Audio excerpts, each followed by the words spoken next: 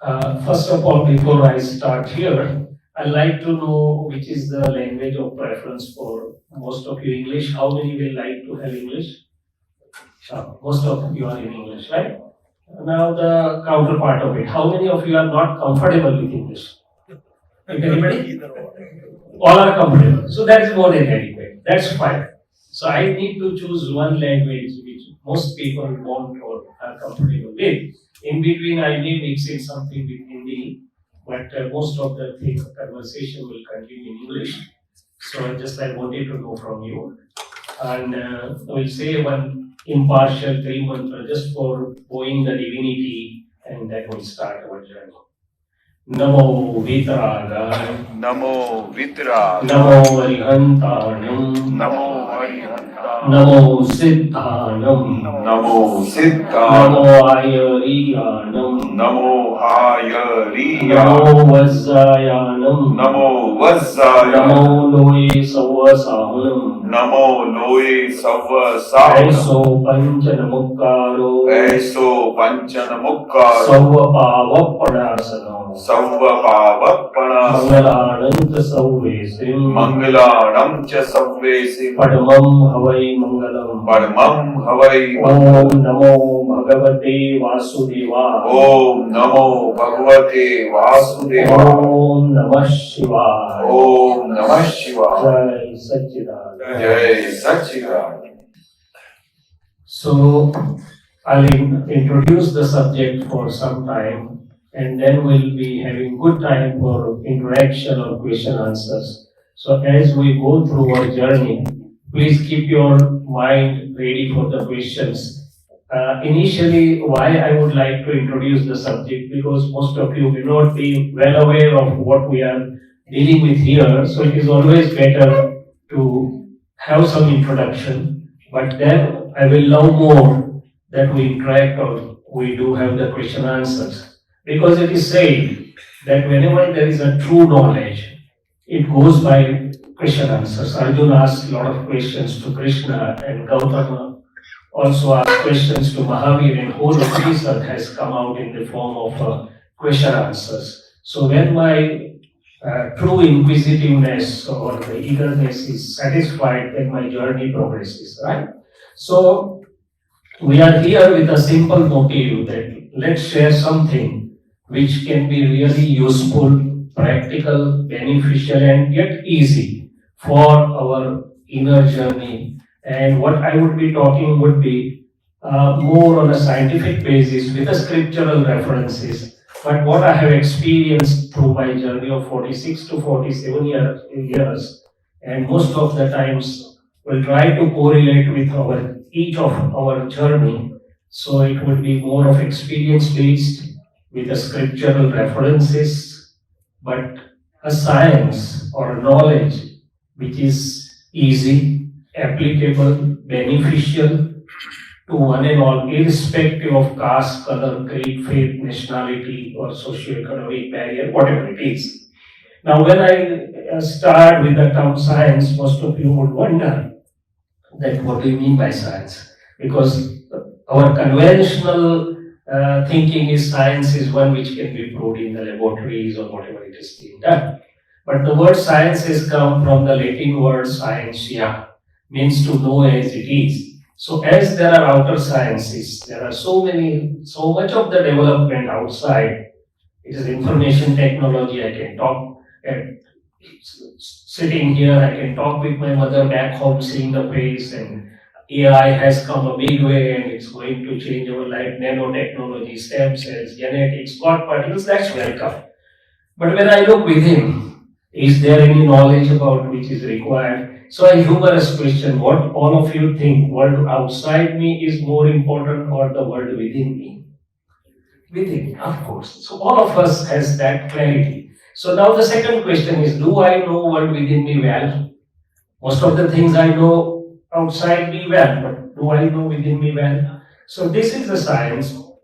We can term it as a holistic science of life and living, which deals with I am, everybody is aware I am. Then there are mind, speech, body, which Krishna termed as Prakriti in Gita, and Krishna termed I as Purush. So I with mind, speech, body, how they are related, how it is the functioning, then inner happenings, because for all of us, there is continuous inner happenings, right? Our inner system keeps on thinking, mind shows us something, intellect shows, and then decision, and then action starts. So inner happenings, outer happenings means so many circumstantial evidences has to come together for us to be here.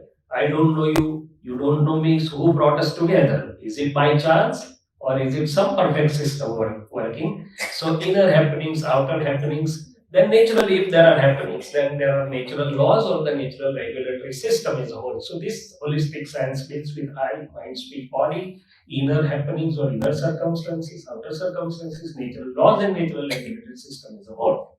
So if we go a little deeper down, I am a man of practicality. So science says what is my benefit. So this science gives me some insight based on this what I described, so that my daily living can be happy, harmonious, positive, and meaningful. Right? This is my first requirement. The scriptures have told me a lot of wisdom, but unless it translates to my daily living, I would be still searching. Now, if I dive deeper in, as I say, discover the world within. So, when I try to know the world within, there's a beautiful science of mind. Everybody is stuck somewhere to understand the mind. If I go to Himalayas and still the mind is there, and still there is a twist that how can I control my mind? Can I conquer my mind? Is meditation means that my thoughts should become zero? So there is understanding about that. We'll talk about that. There is not only mind, but there is a whole parliament. Mind, reflective consciousness, which we say is Chitta Shakti.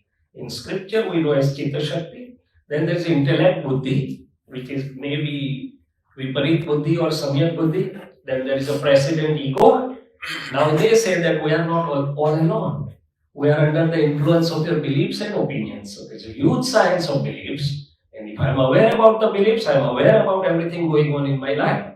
You would be surprised that Bruce H. Lipton, you might Google or you might have heard, he was a cell biologist, expert in cloning, but he came out with a beautiful book, Biology of Beliefs. And the theme or crux of that book was, if you change your beliefs, you can change everything, including cells and your genes, and that will change your life. And they proved it. So a new branch, epigenetics, came in. So this is a relation of body, mind, soul. Even the modern science is interested, and there has been so many correlations. So wherever applicable or relevant, I'll quote few of them. So Bruce H. Lipton came with a beautiful book, Biology of Beliefs. So beliefs play a very important role. If one can say that my life is nothing but bundle of beliefs and effects arising out of beliefs, physiological as well as psychological. So beliefs and opinions. Now beliefs and opinions says we are not all alone. We are under the influence of what is your intent or purpose. Here, my intent is different. Back home in my clinic, my intent would be different. In some social function, my intent will be different. In relations also, we have some purpose or some intent. So they are driving this inner machinery of minds, reflective consciousness, intellect, ego, beliefs, opinions. Now intent and purpose say, we are also not standing alone. We are under the influence of your subtle forces of anger, greed, pride, deceit, attachment, and aversion, which Shastras termed as Shadaripu, somebody termed as six kashais, means inner forces, inner weakness. Now they say, why you are putting on us? We depend on your internal belief of I and mine. If somebody researches on these two words, I or mine and mine, he may or she may be worthy of Nobel Prize. We'll discuss that also. And I and mine says we are also not. We depend on your belief of state of being. Who am I? So the inner world takes me from here to core of my being. Just I'm drawing the outlines. Then we'll, as our talk progresses, we'll touch upon few important stations which will be useful to me in my practical living, or which can give me the something light which can be take me nicely through my journey. So discover the world within. Now we may think further that what are mysteries of human life? Mysteries means unsolved questions. And I came across one book as Secret, written by Rhonda Byrne, an Australian author. wherein she had tried to find some truths. But this enlightened ones, for them all the mysteries are unrevealed. So they also give us the light. So when I think of mysteries of my life, I have the questions. What is in my realm? What all can I do independently? What all can I not do independently? Am I independent or something else is doing all these things? If something else is doing all these things, what is in my power? That I must know what is in my realm. Otherwise, my purusha, my free will efforts will not yield what it should be yielding. So unless that clarity is with me, I work hard all life, but still I do not get proper results. So here I am reminded of one simple analogy that whatever we are doing, suppose we are doing some scientific experiment, if my understanding of fundamentals is correct, the application and results will be effortless. If I'm not knowing the fundamentals of the experiment, no matter how hard I try, I will not be successful. In fact, there will be puzzles increasing. Even you have a new recipe in kitchen, you give me the recipe, Dr. Sahib, you can make this. If I am not thorough, if I don't know properly, તમાર ગુજરાતીમાં કહેવત છે કરવા ગયા કંસાર ને થઈ ગયું તો લીખે છે. Instead of that beautiful shira, it turns out into something else.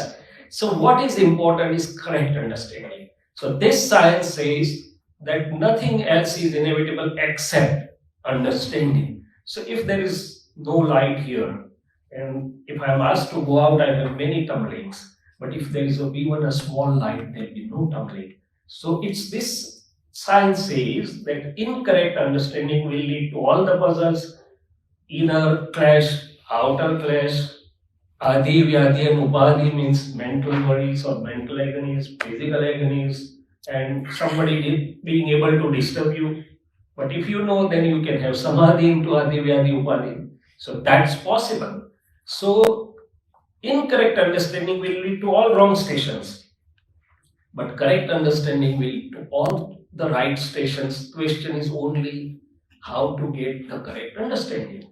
So now moving forward from there, as we were talking about mysteries of life, that what is in my realm, what all can I do independently, how the things happen, and what is in my realm, where is my independent part, or what can I exercise. Then as we go further, the people talk of fate and free will, but always it has remained gray areas. Okay, what is it really? Is it my free will? Is it my fate? It is a mixture of two things. So this knowledge also sheds light onto these areas very clearly. Then if we go further, then I want to know how, as I said, how this Prakriti and my pure self are interconnected. What's the relation? How my Prakriti works? In Gita, Krishna says, Yantravat sarva bhutani. So he told us as machines. And we are asking Krishna, oh Lord, we have thoughtful mind, we are thinking, we have the intellect, we are the best evolved living form who can exercise and think. Then why are you saying us as machines? So Krishna says, because most of the times you are driven by your prakriti. You are not free of your prakriti, sattvic, ramasic or tamasic, and that's why I am terming you as yantravat sarva bhutani. There's a deeper meaning behind that once we understand that. And then he goes ahead and says to Arjun that if you can be free of your prakriti, then you are on your real path. So how can I become free? Once I know the qualities of prakriti, qualities of my pure self, I can become free of that prakriti, and my prakriti will work best for me. So these are the another areas to know Atman and Anatman, conscious and matter, Chaitanya and matter, whatever you can say, how the experiment is going on. It is the most awesome, most unique, most, what you can say, Gupta experiment of the universe. So they say Pindeso Brahmande. So these are some Pindeso Brahmande. Pind means this human body. You say is microcosm. And Brahman, see, whatever is going on, experiment, it gets reflected onto the universe. Or if I understand this much fully well, my doors to understand universe will become open. That's the meaning of this. So this is when I am trying to ask myself. So many times we have questions: why to me? How? When? What? Especially our youngsters will ask us why, what, how, and when. If we don't know, then we say youngsters are not coming to this, and what will happen? No, first we need to learn. I need to learn what is what, and then it will be easy to pass it on to them. So mysteries of human life. Then when I go further, who am I? So every scripture at the end says, somebody says self-realization, four Vedas at the end says Brahma, to know Brahma. But then it says Neti, Neti. It's not here. I have learned all four Vedas. At the end you are saying Neti, Neti. I would have put my effort somewhere else. Okay, no. It is required. It is to understand that Brahma is worth knowing. But then how to know the Brahma? How to realize it? Can AI tell me? Can Google tell me? Google can give me information but not the experience. So it is by way of experience. So somebody in whose body, who has experienced the pure self and Prakriti both, can become my guide, can become my helper for me to realize the self. So ultimate is to know who am I. You can say it as to know Brahma, you can say to know Atma. Krishna said that out of all yogis, there are yoga at different levels: body level, speech level, mind level. Ultimate is Atma Yoga. Yoga means to join. So when we are talking of yoga, in between I'll share some of the insights which came to me as unique revelations, which initially I was not understanding. So when we are talking of yoga, today yoga is a very big buzzword, and we all are doing to some or other extent. But whatever we are doing is at a physical level and to some extent at a mental level because of the breath or pranayama. But what is really the aim of yoga? What yoga wants us to achieve or to attain the results? Ashtanga yoga. Out of Ashtanga yoga, we are hardly doing one or two. Rest we have left conveniently on the side. So to me, there are three purposes of yoga: chitta vritti nirodha. Whichever my reflective consciousness, chit, which is wandering outside, if I can restrain it and bring inside. But it is too difficult for me. No sooner I sit in meditation, try that my chit should not go out, it starts running out. And I can't contain within myself if I don't have the proper understanding, proper experiment. So chitta vritti nirodha is too difficult for us. Second is samatvam yoga. Can I remain equanimous in different situations, extreme of joy and extreme of grief? A person who is very near and dear to me and person whose face I don't want to like at all. Am I equanimous? Samatvam yogam. The yoga means the knowledge which helps me to remain equanimous within is the second purpose of yoga. And the third purpose of yoga is to know and join with Atma, my true self, my real self, my core of being. So I keep asking myself, as a doctor, if some patient comes to me and I'm showing many things, these are my instruments and these are my degrees and this much I have learned and this many places, but then he slowly asks me, sir, I want result, I should be relieved of my difficulty or misery. If I don't get result, rest of all is with you, it has no value for me. So we want results. If the results are not coming forth, there is some mistake somewhere, right? Ultimately, we measure by results. Which are the results coming through in my daily living, in my life throughout. So, yoga. So, ultimate is to know who am I. Is it possible to know who am I? Yes, very much. From my own experience, honestly but humbly, I can say that it is very much possible. Then the next question of yours will be, for that, do I need to leave my house and become sannyasi? No. The real meaning of sannyasa is really different.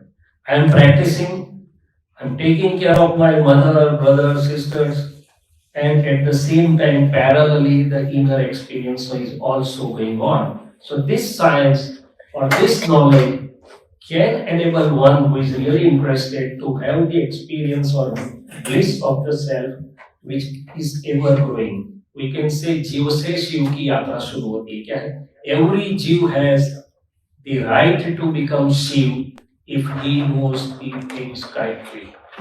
So fourth part is to know who am I, and we'll talk on that also.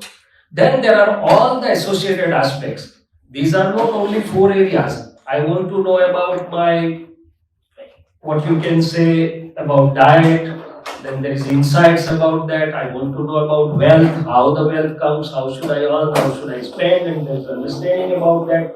So understand, I want to know the science of my speech. Sometimes I'm baffled by my own speech because it hurts somebody, it makes converts friend into foe, or the other speech affects me. So what is the science of speech, communication, art and science, you can say. So this science has almost everything which is required for my life living, so that I can not only become happy, harmonious, positive in the daily living, but I can reach to the ultimate absolute knowledge, which is known as the Keval Jnana, and the ultimate aim of liberation. Having drawn this framework, now we'll touch upon some aspects of each of them, which has come to me as a helpful revelations and experiences. Now, if we begin, all of us are in, even every living being, every creature is in search of happiness. Is that right? Yes. Now, I leave aside from where and how we are trying to find happiness. Most of the times, human mind and human ego tries to find happiness out of competition and comparison. As a surgeon, at the end of 30 years, I am doing X number of surgeries. My junior is doing 5 times that me. I have a car, he has a much bigger. But that competition and comparison is not giving me fulfillment at the level of heart. All the time, it is something like the all horses are running in a race. Only one gets number one, and first number also has tension when the other will surpass me. So that's okay with the normal human mind and ego, but the essence is beyond that. So if I want to become happy, the enlightened one showed me the way that open the happiness shop. Now it's a puzzle. How to open the happiness shop? I have seen so many big stores, K Bazaar, Walmart, Big or whatever. But is there any happiness shop anywhere? Did you come across any happiness shop? So how to open that? Who will give me credit? From where to buy the merchandise? No. This mind, speech and body which nature has given us is a biggest precious assets. And what to do? And suppose if I have the shop of sweets, would I be anytime in shortage of sweets? No. If I have a shop of sweets, at least I will not be in shortage of sweets. So if I have the happiness shop, I will always have happiness. That's a simple meaning. But then let's dive a little deeper into that. For my modern intellect, this was not enough. See, everybody said, Vivekananda said, those who live for others really live. Mahavir said, Yog Upyog Paropkaray. Bible said, it is blessed to share rather than to have. But my intellect was telling me, okay, seems good, but whenever I have time, I will do something for you or something for you. But I'm not getting that. But then the experience came to me, which changed myself, which changed me from root. What I realized, that no sooner I decide I'll help or guide this patient, or I'll silently listen and try to help that person, before I do that, I become happy first. Suppose we have a grandchildren, birthday is coming after 15 days. We decide, okay, we'll invite few children, have a small party, yet we have not invited anybody, not spent $1 on our credit card. Still, we start feeling happy within. Is it true or no? From the moment we decide to hold a birthday party or to help somebody or to guide somebody, do we start feeling happy? Yes, that is of course. So the revelation came to me that really I am not offering happiness to others. It is true in the worldly language, but in the nature's language, I am becoming happy first. Before helping others, I am being helped myself. Now let's look at it scientifically. Even science has proved that whenever I am in this mode of offering happiness or help to others, I secrete good hormones, serotonin, 5-HT, which not elevates my mood, but it helps my body health, mind health, soul health, all the three. This has been documented. Okay, my selfie also becomes good. Without powder, my face is smiling. Then my functional MRI pictures can be positive, my SPECT scan pictures can be positive. So each action of my mind, speech, or body, which is going to offer happiness or help to others, do offer happiness or help to me first. This was a big revelation. I never came across any scripture who was showing me this, that you will become happy first. All were talking about offering to others, but none showed me that, okay, you are the first beneficiary. Now the reverse. Suppose I'm here, I'm away from my clinic for 1.5 months, and somebody will tell me that your staff was not disciplined in your absence, they were not there on time, they were not answering properly, and my mind will start revolving. Okay, let me go home, I'll teach them such a lesson that they will not do it again. Now they are enjoying. What will happen to me? I will learn a first lesson. So daughter-in-law decides sometimes that I will teach such a lesson to mother-in-law that she will not enter my privacy again. So whenever the lesson is taught to others, but before that I have to learn a lesson. So each action of my mind, speech and body, which is going to disturb or hurt others, do disturb me first. So then I expanded this experience journey more. So then I came across another word. Word is my own echo, ECHO. So echo, word जगत मेरा प्रतिध्वनि पड़ रहा है. And the स्थूल example ये है, the gross example is in a deep well, if I shout you are a king, the echo comes back you are a king, and if I shout you are a thief, the echo will come back. But that's a very gross example.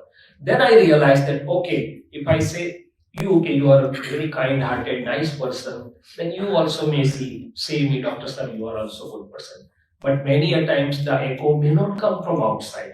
So many people are smarter than us. They think, oh, he may have some hidden intent or motive. So that is why no other time. Why today he is telling me you are a nice person? So one may not reciprocate. And I shut my heart and do not tell them again you are a nice person. But then this science helped me to go further. Even before I say you are a nice person, my face becomes smiling. Why? Because the inner effects, inner echo of each action of my mind, speech and body do give me reward or penalty. God is not required to do that. Again, a lot of people talk of karmas, past karmas and present and future life. I'm not interested into that. I'm interested right here and now first. So this each action right here and now gives me result. Why I was not able to realize so far?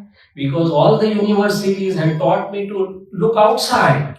All universities taught me to look how to manage resources, how to manage businesses, how to manage other people, human resources.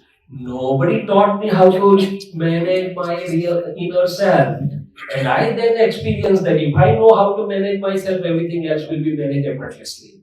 One who knows how to manage one's own self can effortlessly, his presence or her presence effortlessly will manage others. That is the path enlightened ones have taken.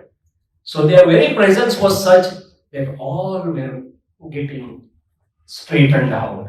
So this was another revelation that there is inner echo which affects me right here and now. With this, I started believing that I am in everyone and everyone is within me. So when I'm with you, I go or connect to you with two visions. I am eye doctor.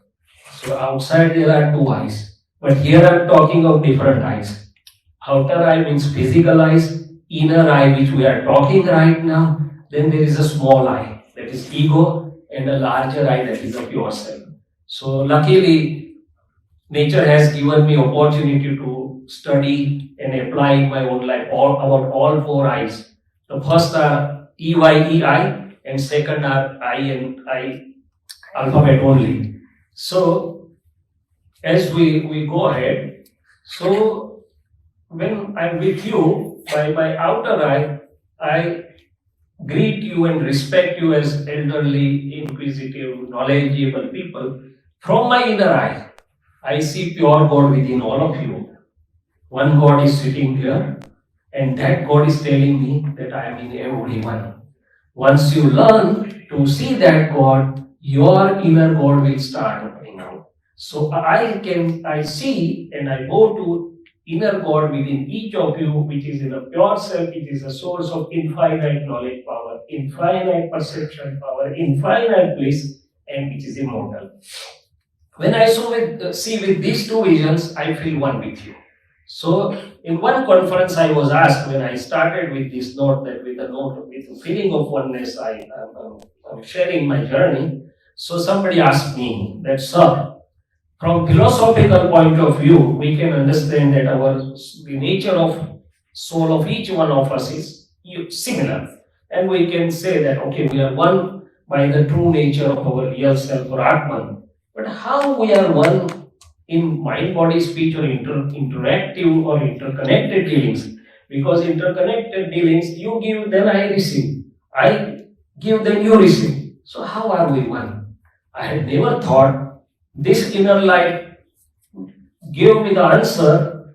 We are one because each action of my mind, speech, and body before affecting you does affect me. At the present moment, this is a vast consciousness. Each of us of conscious, we are all connected.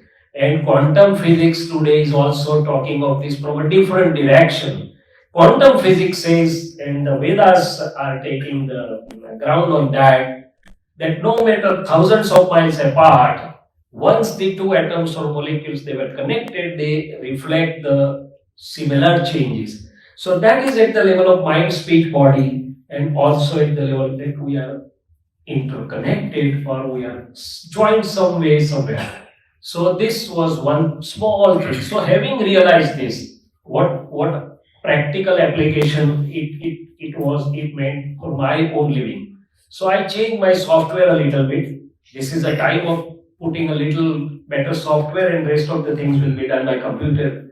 So I changed my software a little bit. In the morning, I pray to the Lord that, oh Lord, let my mind, speech, and body offer happiness and help to whosoever I come across from morning to evening, and let my mind, speech, and body not hurt any living being. And knowingly or unknowingly, if it happens, then I have another cleaning agent, which I'll reveal later on. So this was one simple thing about happiness, about the harmony, right? Now we all have resources more than required, but at least majority of us have some challenges or some taste about harmony. I don't know whether you agree with me or not.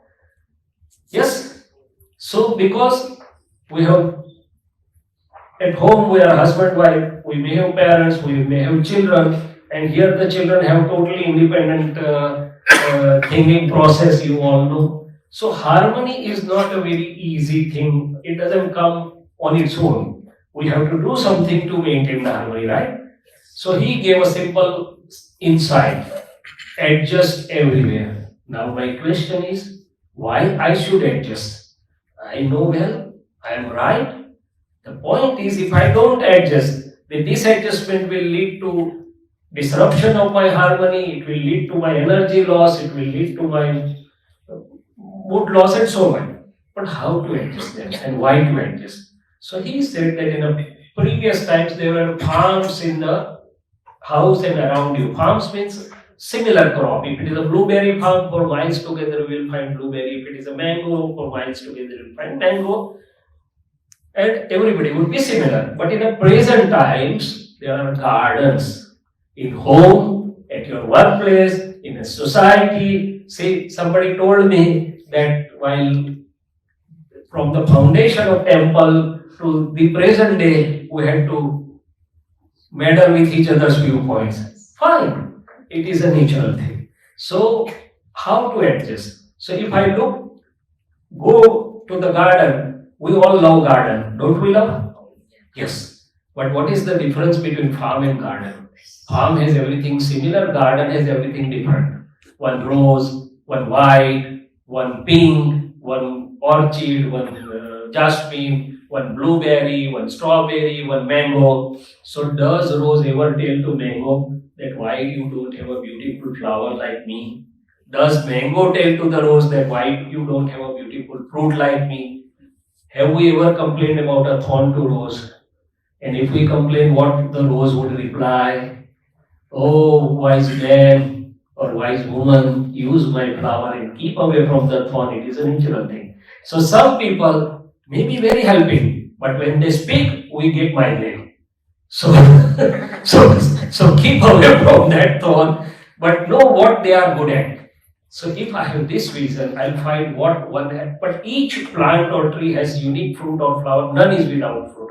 So similarly, each human being around us does have some positive abilities, virtues, skills, or whatever. Without that, one cannot come into the human form.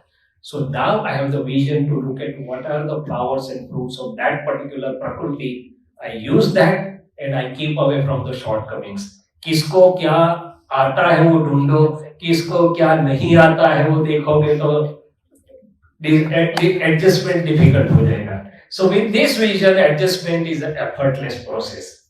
Right? In a music team also there are different instruments. Without that, a music team doesn't become a good. In our life also different prakritis has to be there. Nature has given us to be made best use of it. Right? Family head or a manager of a team is one who knows the abilities, fruits and flowers of each around and they can make best use of it and not complain about that. So that was a small point about harmony. Right?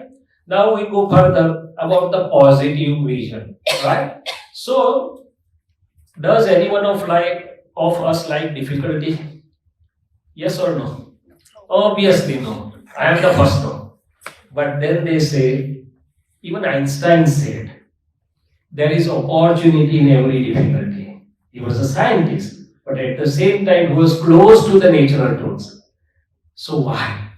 Because there are difficulties or unfavorable situations which explores. I have to explore my inner energy. I have to develop from within to overcome that as a process. I become more mature. If there are no difficulties, I will not become mature. My ego will remain like a childish one. So favorable is food, unfavorable is vitamin. So grab the unfavorable with a correct vision and you will come more stronger, come more richer in your inner knowledge. Second example, we don't like anybody who criticizes us. Especially I was not liking it. I was getting 2 or 3 sleepless nights.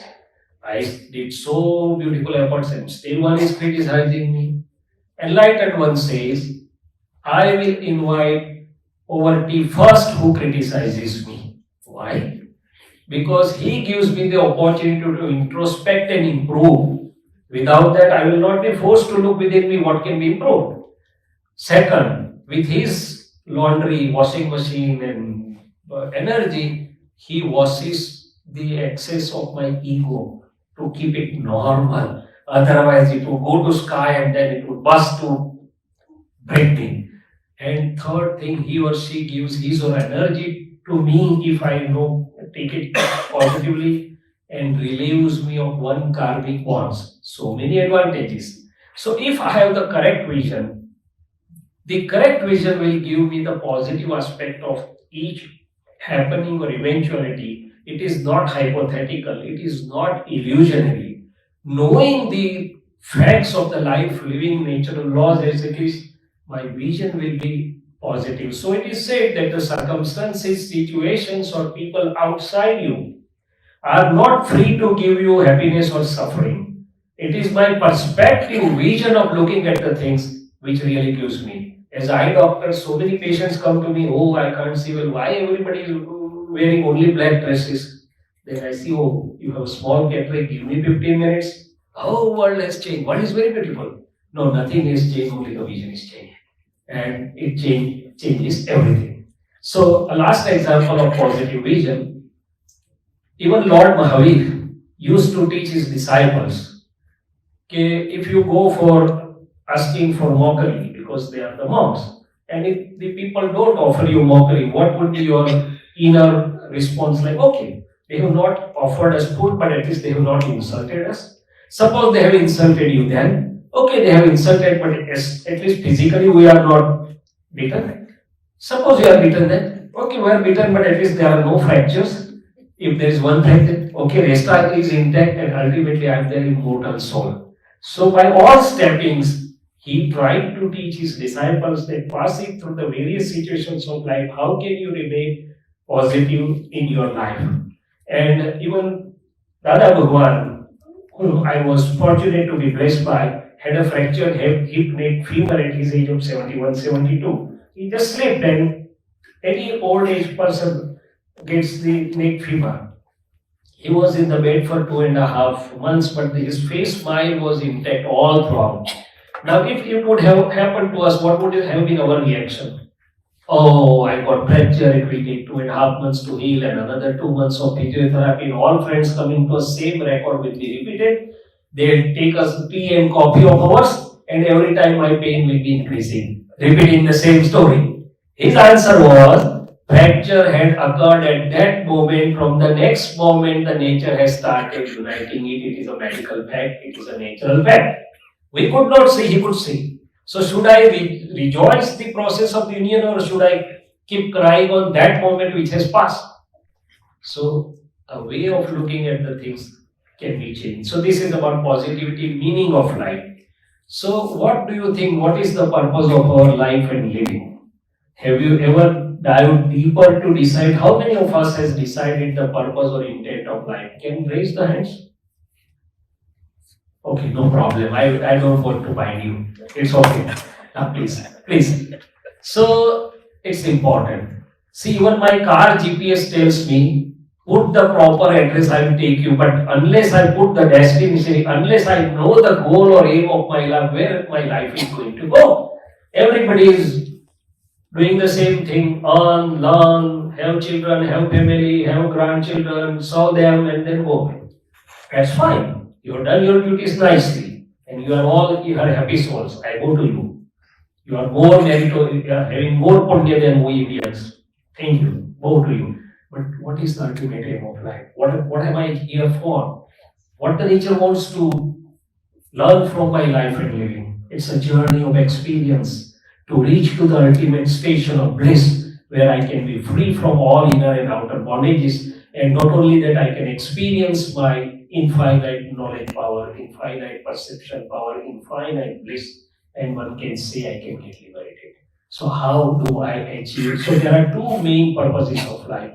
One, in interconnected living, my mind, speech, and body offering help and happiness, obliging nature. In inner living, to know who am I, right? So now we go to second part, discovering the world within. So I also tried everything before I got into this. Somebody taught me to do meditation on the chakras. Somebody taught me meditation to have the 8 petals of flower and focus onto that. Everything good. Today meditation is a very big buzzword, and that's good. We'll come to it later on. But I was puzzled by my mind. When it was going rhythmically, it was fine. But when it goes haywire, then somebody told me 2 awkward words. My mind doesn't allow me to sleep at night. I tried to find the stop button. I tried to find the pause button. I tried to find the end button. Oh, manufacturer has conveniently forgotten to put stop and pause button. So I need to know the science of mind. There are 2 types of mind: gross mind or the discharging mind, and the subtle causal mind. Bhavaman or Dravyaman bolte usko. Dravyaman, discharge mind or the gross mind, and the Bhavaman, where the new charging is happening, or the causal mind. At the moment we'll discuss only the gross or discharging mind, right? One professor came to enlightened person and said, I'm very happy, I have everything, but if you can slow down my mind, I'll be more happy. Why? My mind is so much hyperactive, it doesn't allow me to rest all the time on track. So enlightened one say, okay, I can do that for you because I know the science of mind, but you need to have the signature of 5 witnesses. Said, okay, all are my friends and they will sign for me. So okay, if I do that, you will be absent-minded. Is it okay? Oh, no, I don't want to be absent-minded. My wife will not allow me to stay at home. Go to psychiatrist place. So mind is a useful tool, right? But I should know. So mind, what is mind? He said, see, sometimes we say, I sit in puja and my mind is moving, wandering outside. So he said, no, mind is the different thing. Mind is a physical thing which shows you thought after thoughts after thoughts after thoughts when you are awake or even in a sleep. and useful or useless, relevant or irrelevant, good or bad, it keeps on showing us thoughts. Now, people try to stop the thoughts, but how long they are successful? Hardly. So he says, no, this is not scientific. Let the mind allow to work as per its own nature. You know how to deal with the mind. So once I have known that the mind is going to show me thoughts after thoughts, it's like a continuously playing film on the screen. If I don't like it, then I can look to some other side.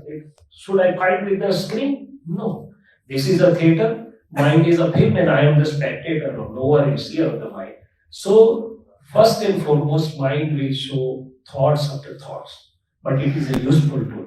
Suppose I have to do something, my mind will show me the options. This is option one. Suppose it is tomorrow is a 4th of July. Your mind will start showing you the various pamphlets.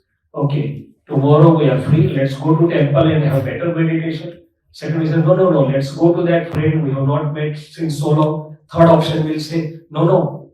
Clean the house first. It's lying. So mind will show many options. The reflective consciousness और चित्त क्या करता है वो जाके देख के आता है. रिफ्लेक्टिव कॉन्शियसनेस यहाँ बैठे बैठे मुझे बड़ौदा का घर भी दिखा सकता है, एयरपोर्ट भी दिखा सकता है, अंदर भी घूमता है, बाहर भी घूमता है.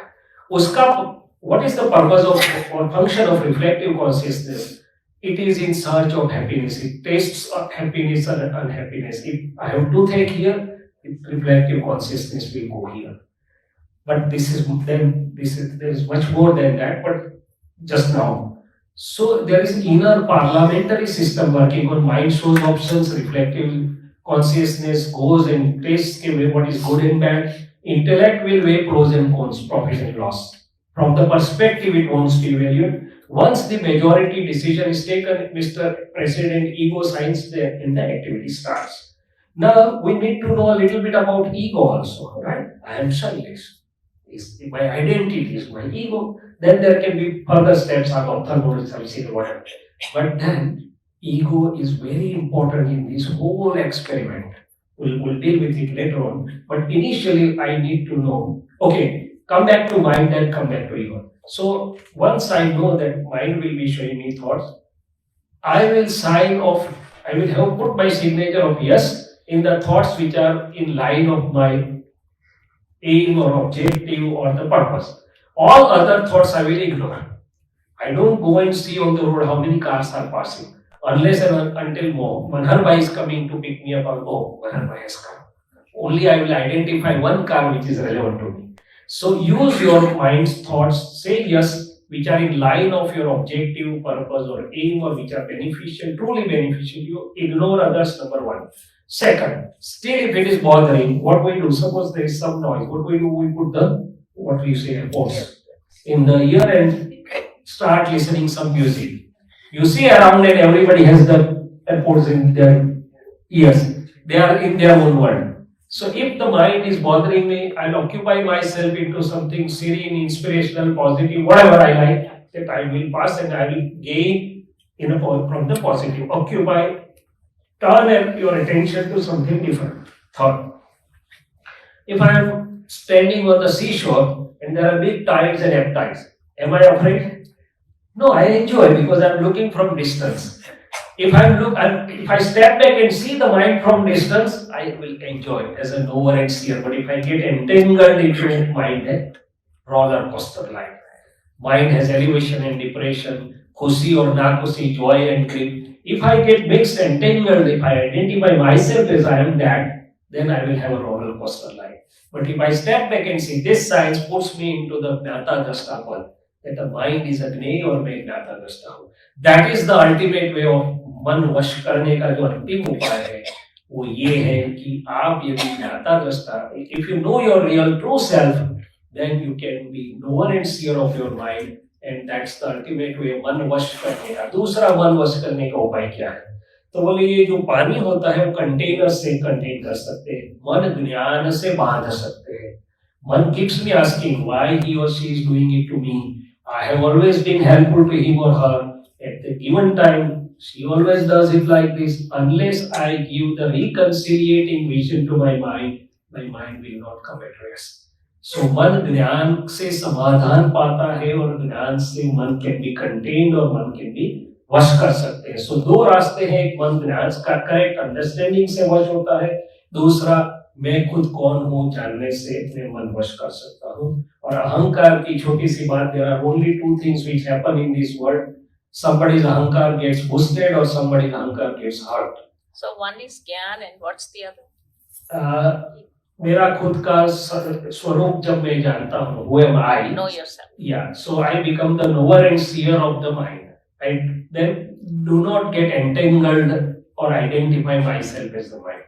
So one सही ज्ञान और दूसरा खुद की पहचान, right? तो अहंकार के लिए ज्ञानी पुरुष ने बताया कि आप इतना ही नक्की करो, मैं इतना ही नक्की करता हूँ कि let my mind, speech and body not hurt anyone's ego even to slightest extent, not make anyone hurt anyone's ego, not encourage. So if I can be careful or vigilant about this one thing, I will be reaching to ultimate truth very swiftly, very easily.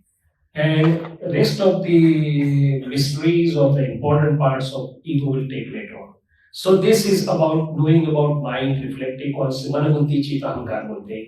शास्त्रों ने कहीं पर very rarely इसका उल्लेख किया है, बाकी most of the times you are not getting the details of मन बुद्धि चित्त अहंकार, which this science is giving very beautifully. One more thing, how the mind gets born.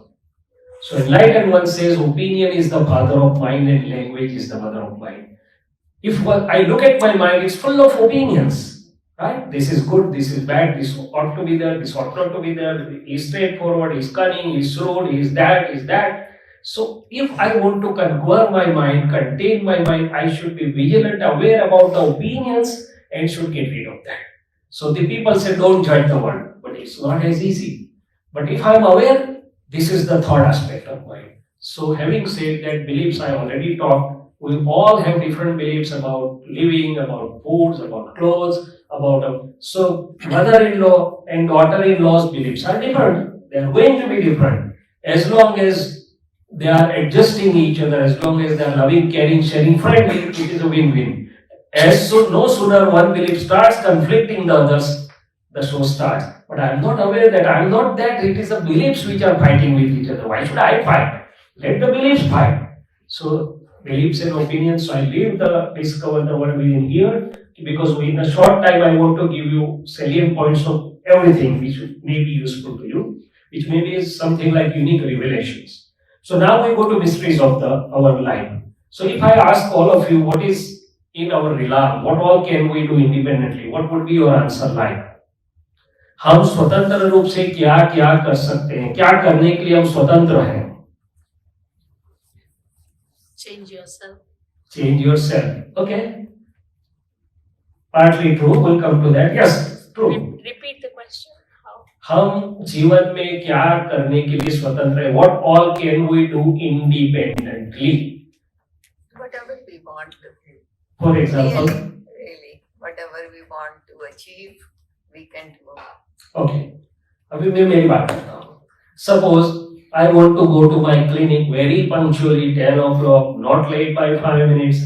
Sometimes it happens that surgery at other place is prolonged. I don't get theatre in time. I have to do the regret call. Please cancel the appointment or ask them to wait for 2 hours. कहाँ गया मेरा स्वतंत्रता? It's dependent on other circumstances. So जो चीज circumstances के ऊपर dependent है, मैं उसको मेरी स्वतंत्रता कैसे बोलूंगा? इतने लोग यहाँ आए, so many people have been able to come here. There will be so many regret calls to Manhar Bhai and Bharti Bain ki we were all set to come. Somebody came at the last moment. Traffic was so or some or other thing. So unless all the circumstances are coming together in a favorable sequence, the work cannot be accomplished, right? So can I say, or can anyone say that I can control or command all the circumstances? No.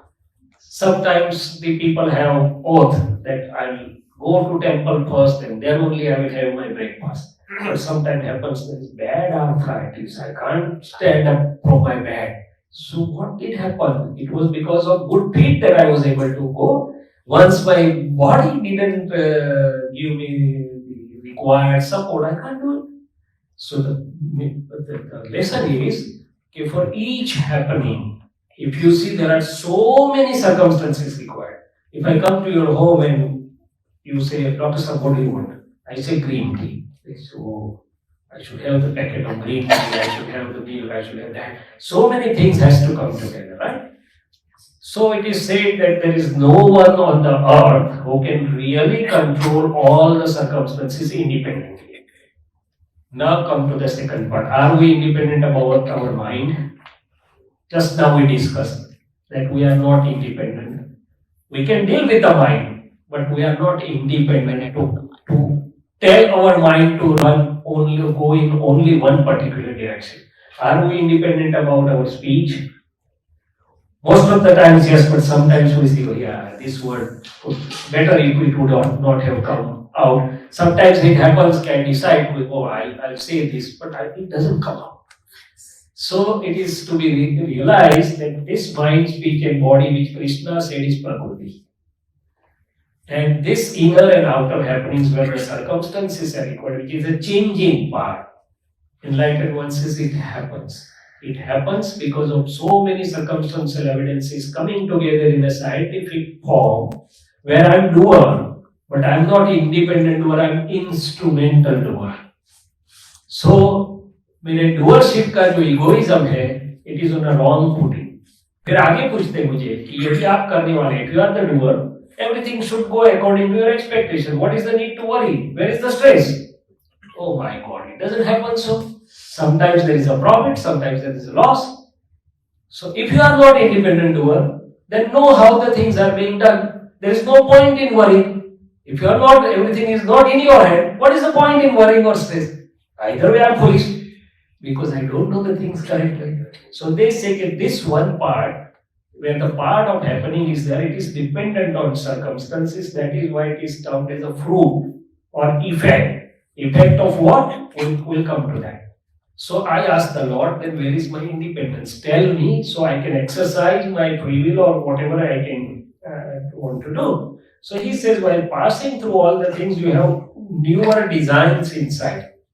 Newer bhavs are generated. I'll give you 2-3 examples. We all 30-40 people are sitting here. When we go out to home, do you think everybody's bhav will be similar or will be different?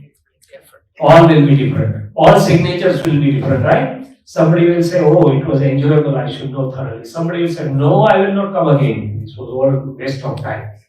Right?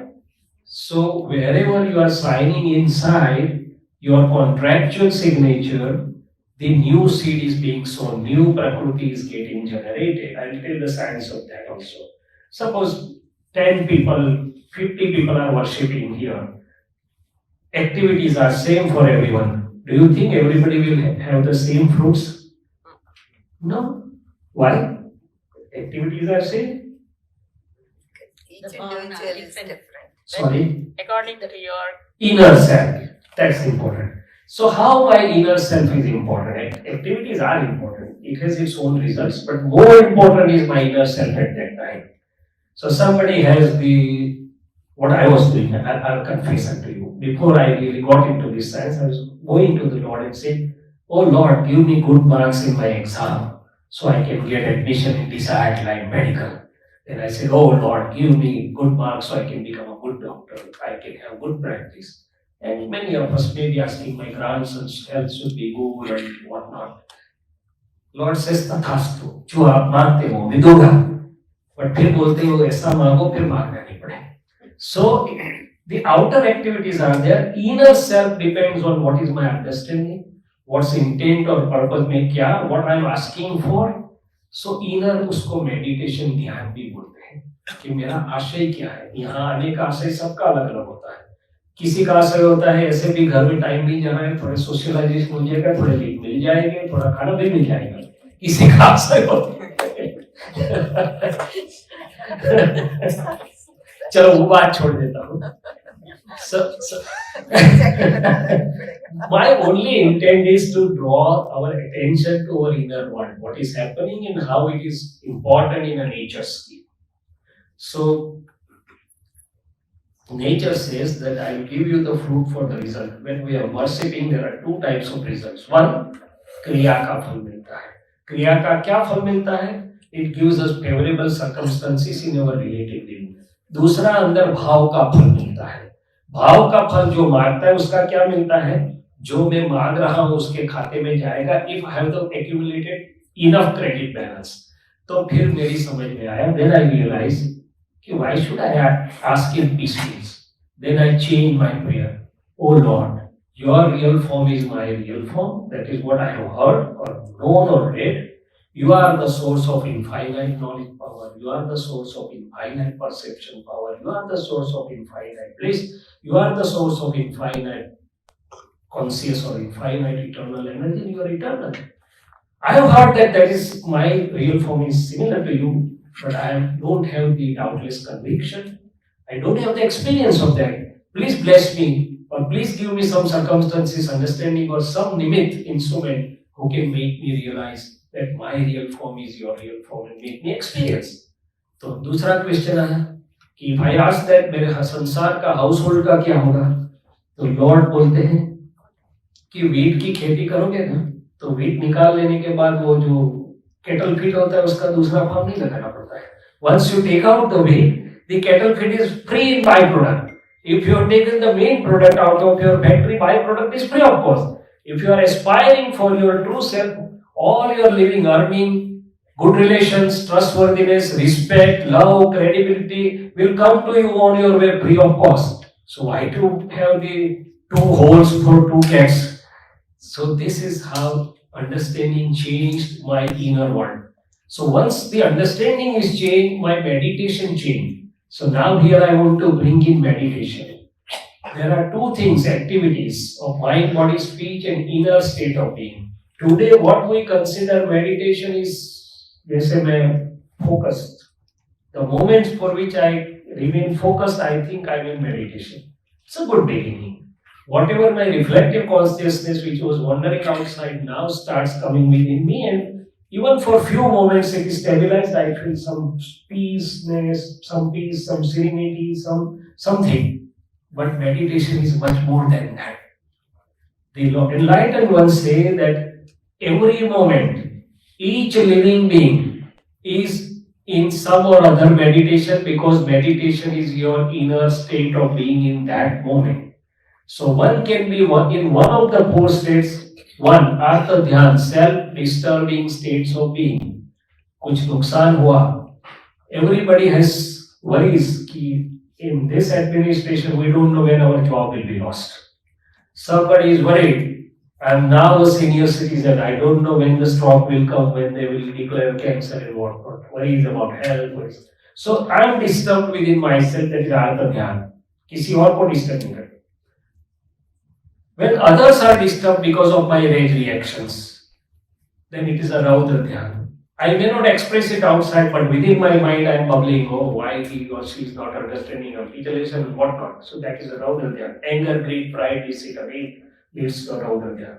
What is Dharma Dhyan? Coming to temple is a good way of putting ourselves into Dharma Dhyan, but Dharma Dhyan is a different thing. Right here the people can be in Artha or Raudra Dhyan.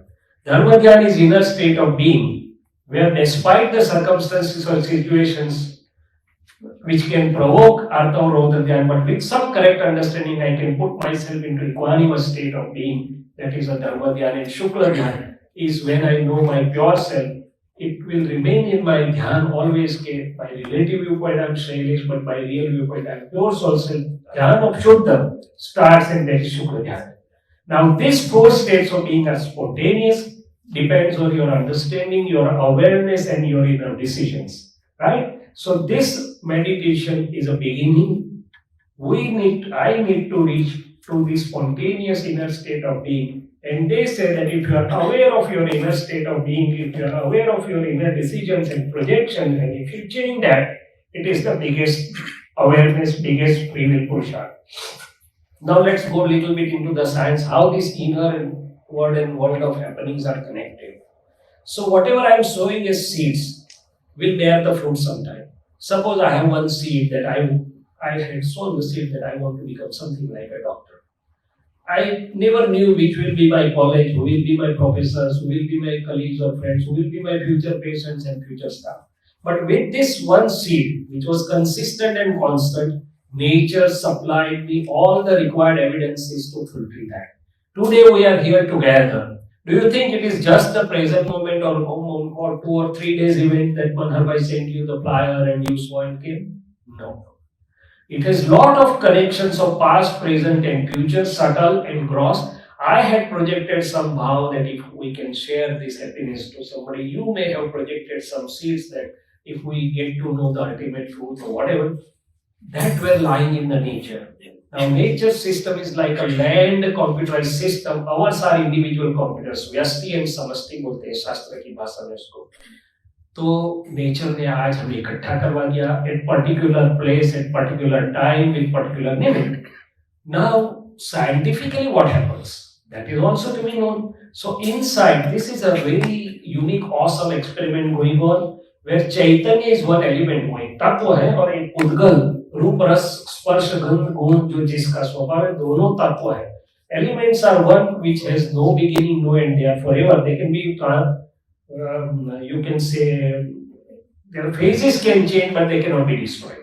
So Chaitanya और matter दोनों पास में आने से नजदीक as they have come nearer, the third extra special properties have come up. Science में कोई दो चीज नजदीक आती है तो तीसरे गुणधर्म खड़े हो जाते हैं.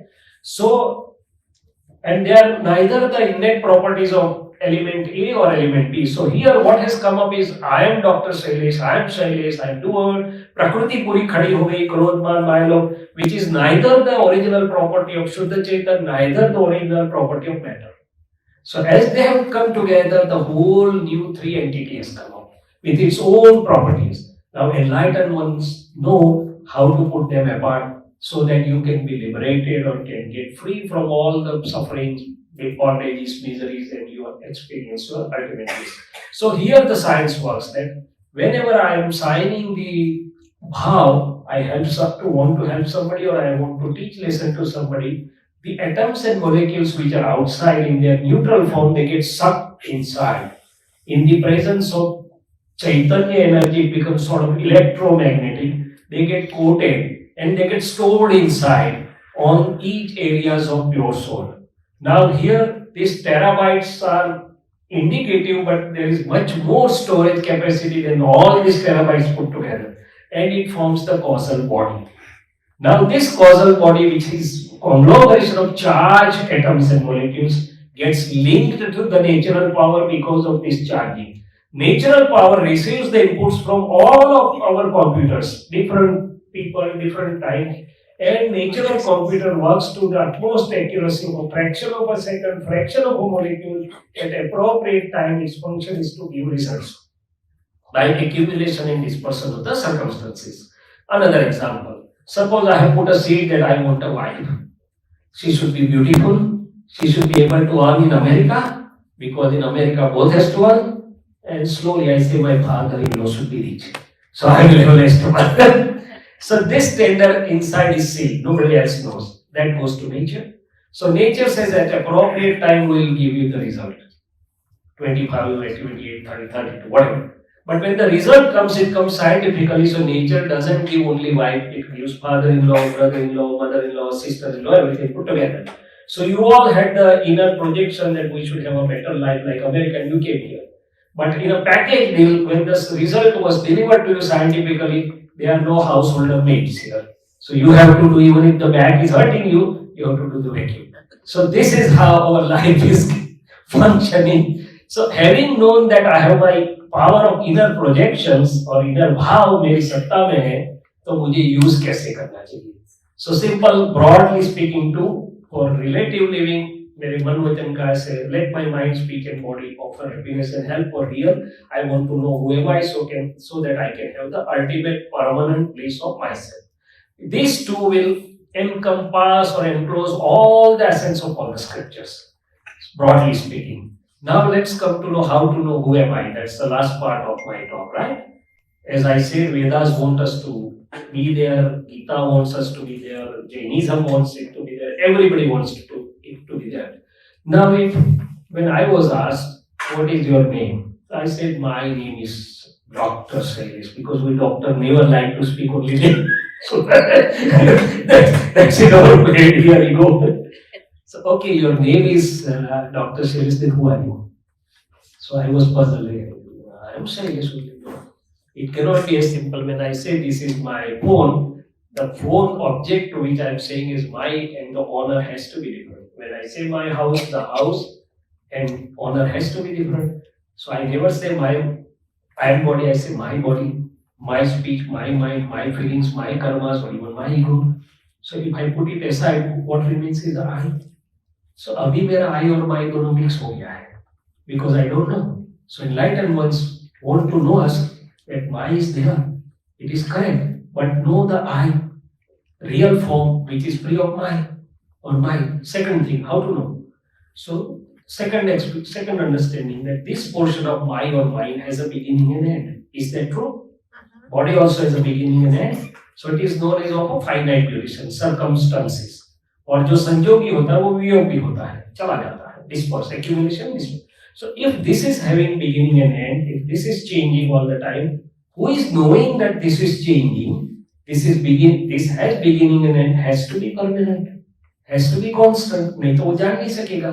So मेरा जो खुद का स्वरूप है, जो देखने जाने वाला है, वो इटर्नल है, परमानेंट है, और जो जिस माई वाला पार्ट है वो चेंजिंग है. कभी कभी मुझे पूछा जाता है, I am asked because I am moving to different homes and different beds all the time. So did you get nice sleep? I say, oh, I had a nice sleep.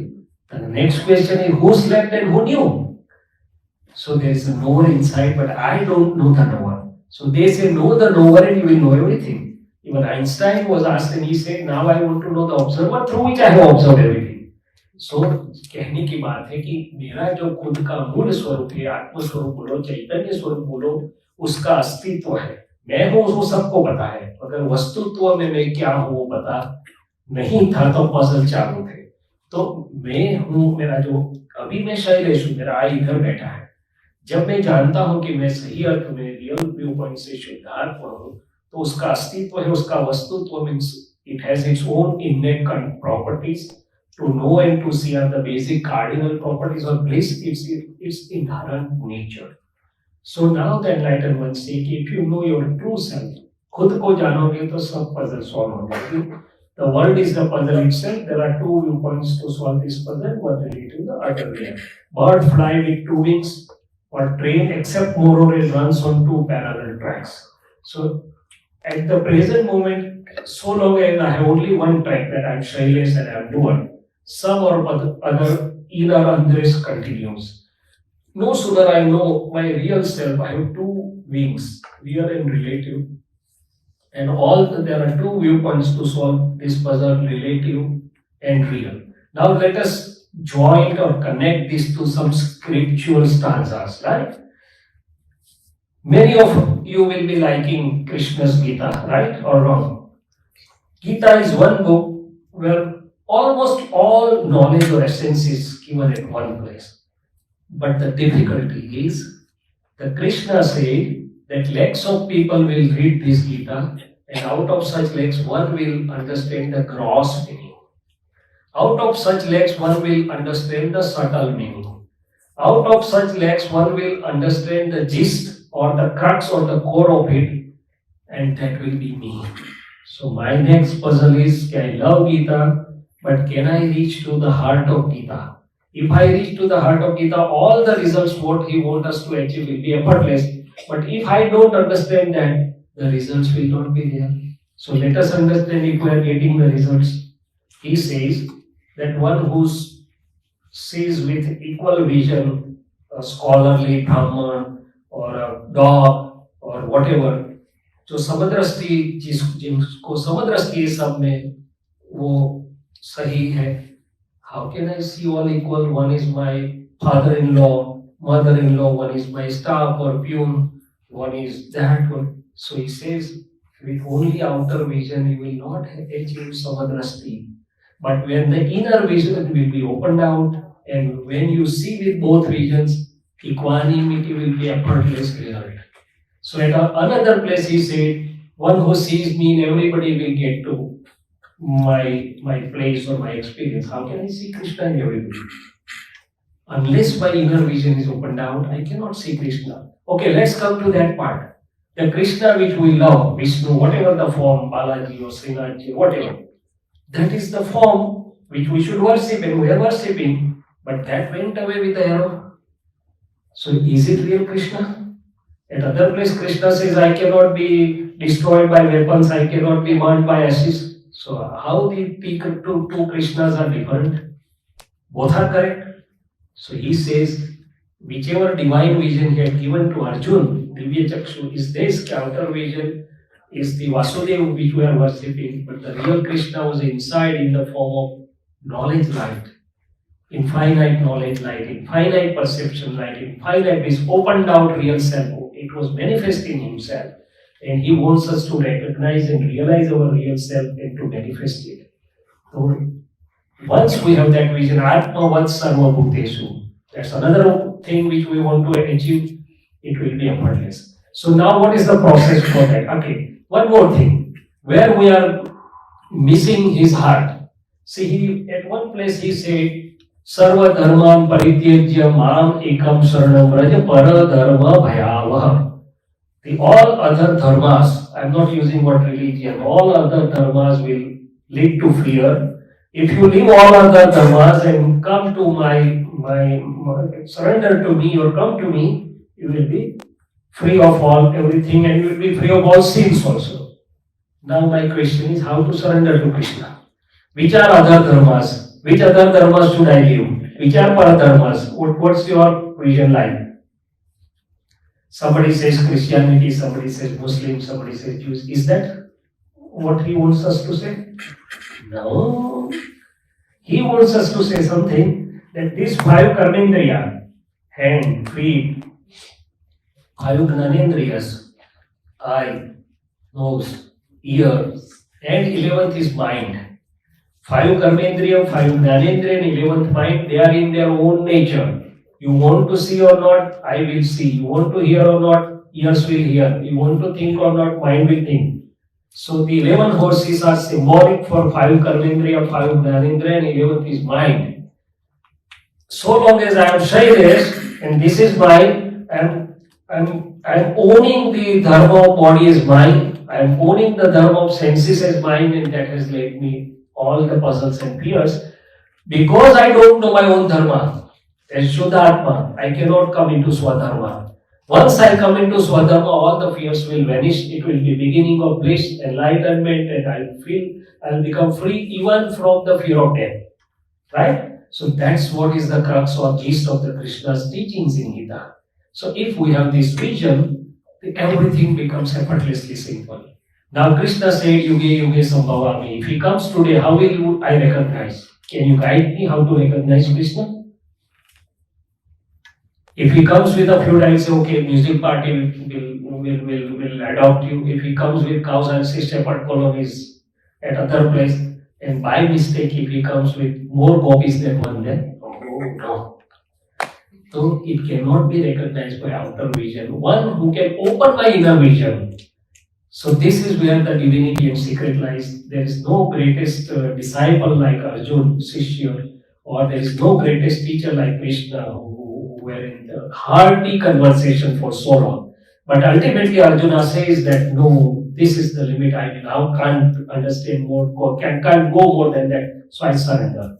So what he surrendered? I am Arjun. He surrendered his ego. He surrendered that I can understand the final thing. And at that moment, Krishna performed a divine experiment for him. And that divine experiment is on our inner self. There are covering layers.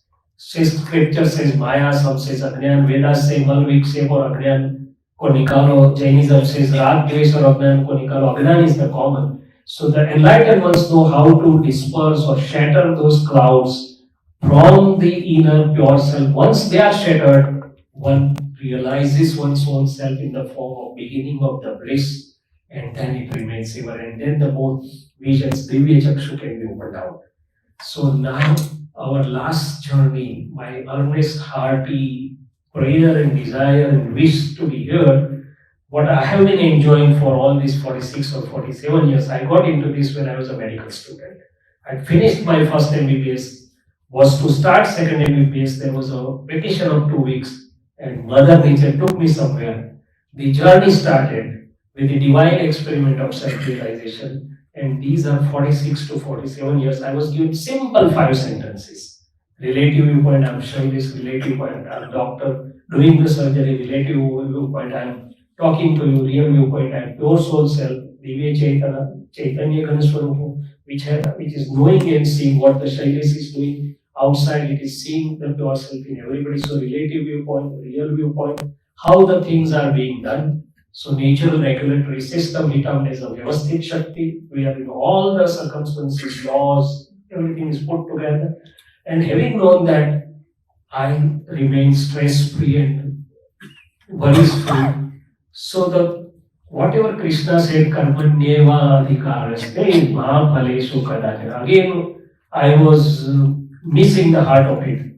So when all of us are asked, karmanyeva adhikaraste, I say, oh, I go to regularly to my clinic, I do my duties sincerely, that is my karma. Then again the question comes, if that is my karma, it should have the independence. Adhikar means independence in my realm, but we already saw that the part of happenings is not in my total control or not in my. So Krishna really didn't want to say that. Krishna says karma is inside, which is a beach sowing the new seeds, creating your new prakriti in the form of bhav or inner projections, and outside what is happening is the karma phal. It is the effect of past fruits. So जब effect आती है, it is the nature into action. You are not independent. You are the instrumental. You are do your best according to best of your understanding, care, caution, and ability. Give rest to nature. But inside, I exercise my free will. As long as I'm Shailesh, I have the bhav satta. Once I know my true self, I have swabhav satta, and I can become free from kala karma nivaya. So now the last question: if anybody of you has any interest out of this, how can I get to my true self? Then the process is simple. See, so long as the enlightened one was there, he had much more higher state of being, and the state of being was such that the others were easily experiencing it. Today, he's physically not there, but his yoga bal is functioning.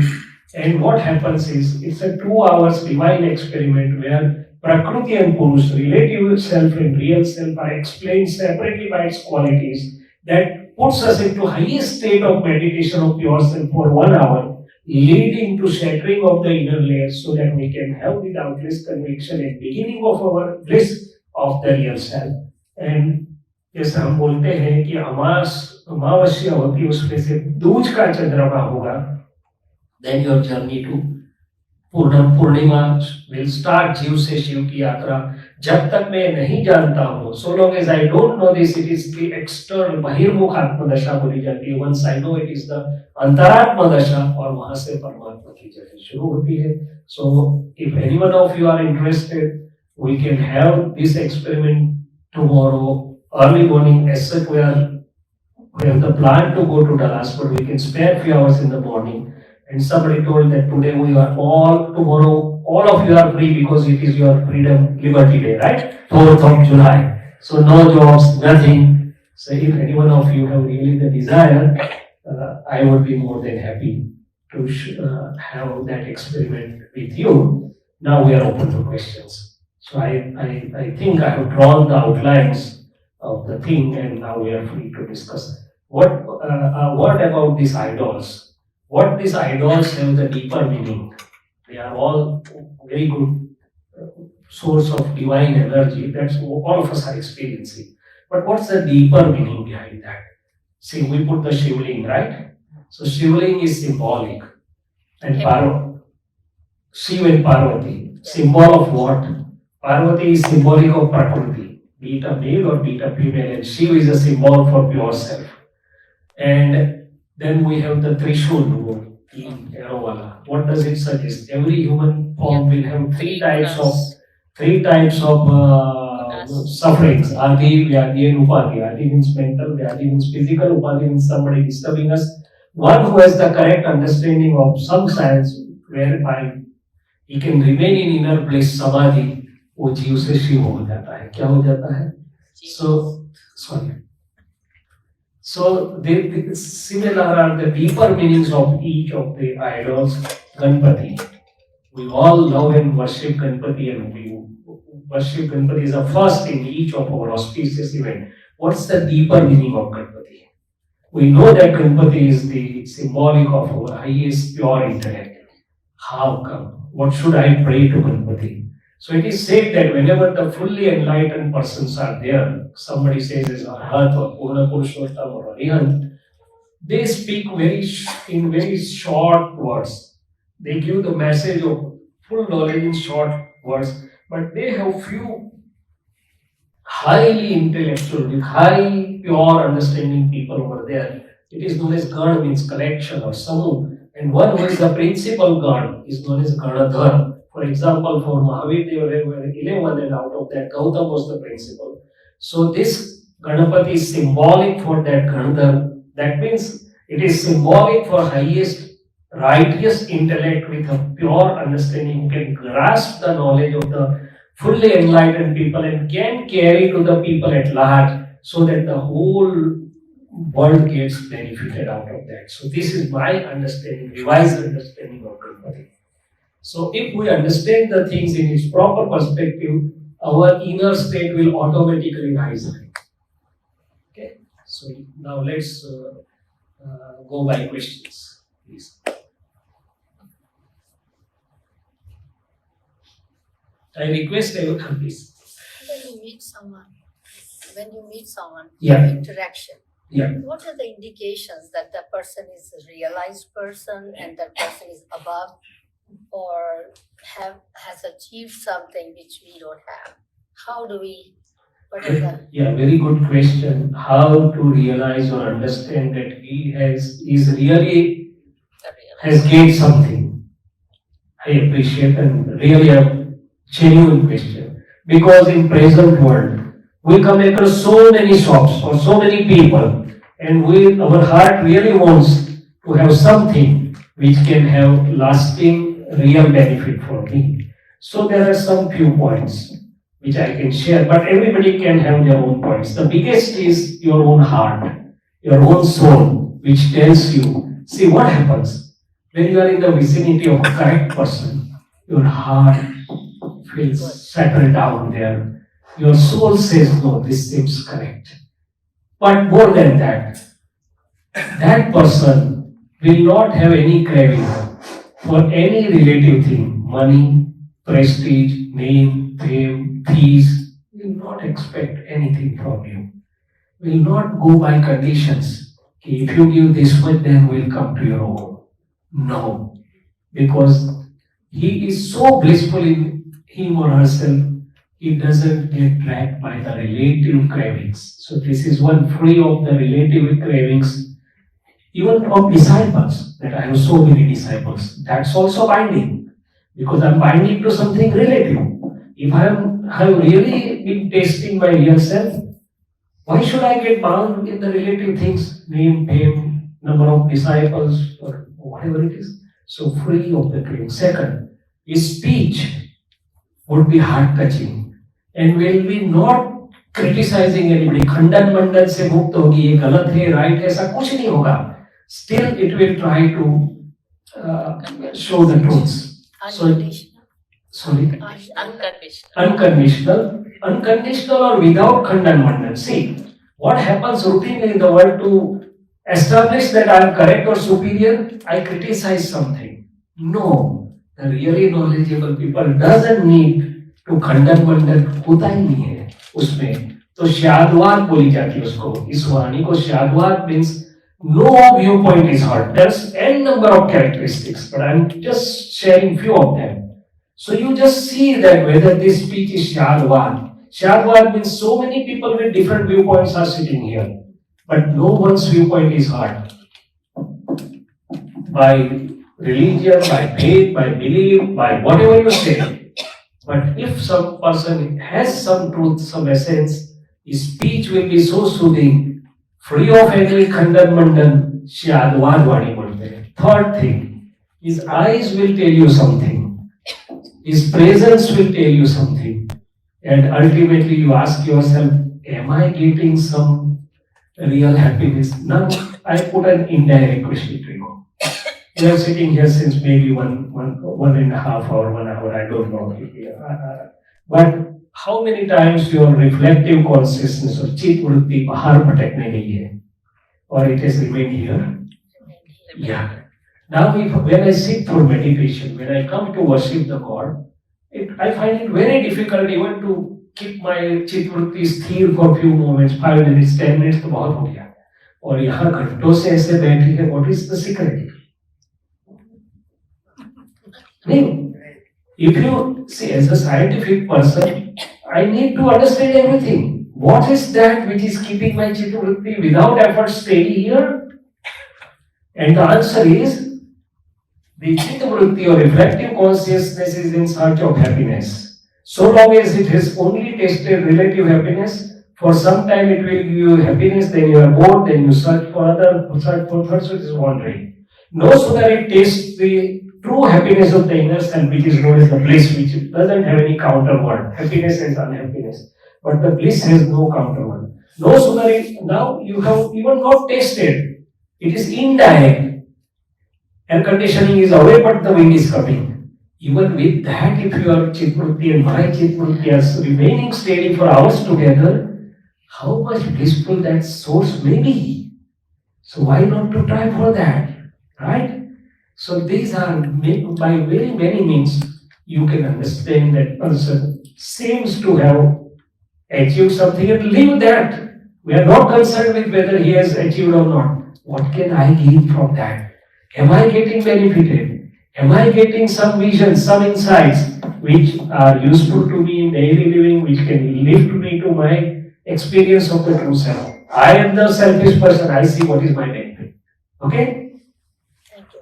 That makes sense. So I welcome that. See, if the questions are there, then please go ahead.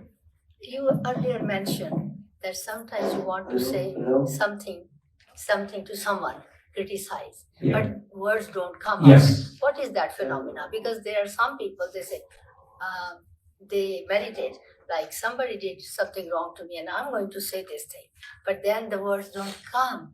What is that? Yes. So this leads to open out the science of speech. As I said, art and science of communication or speech. It's a very wonderful science.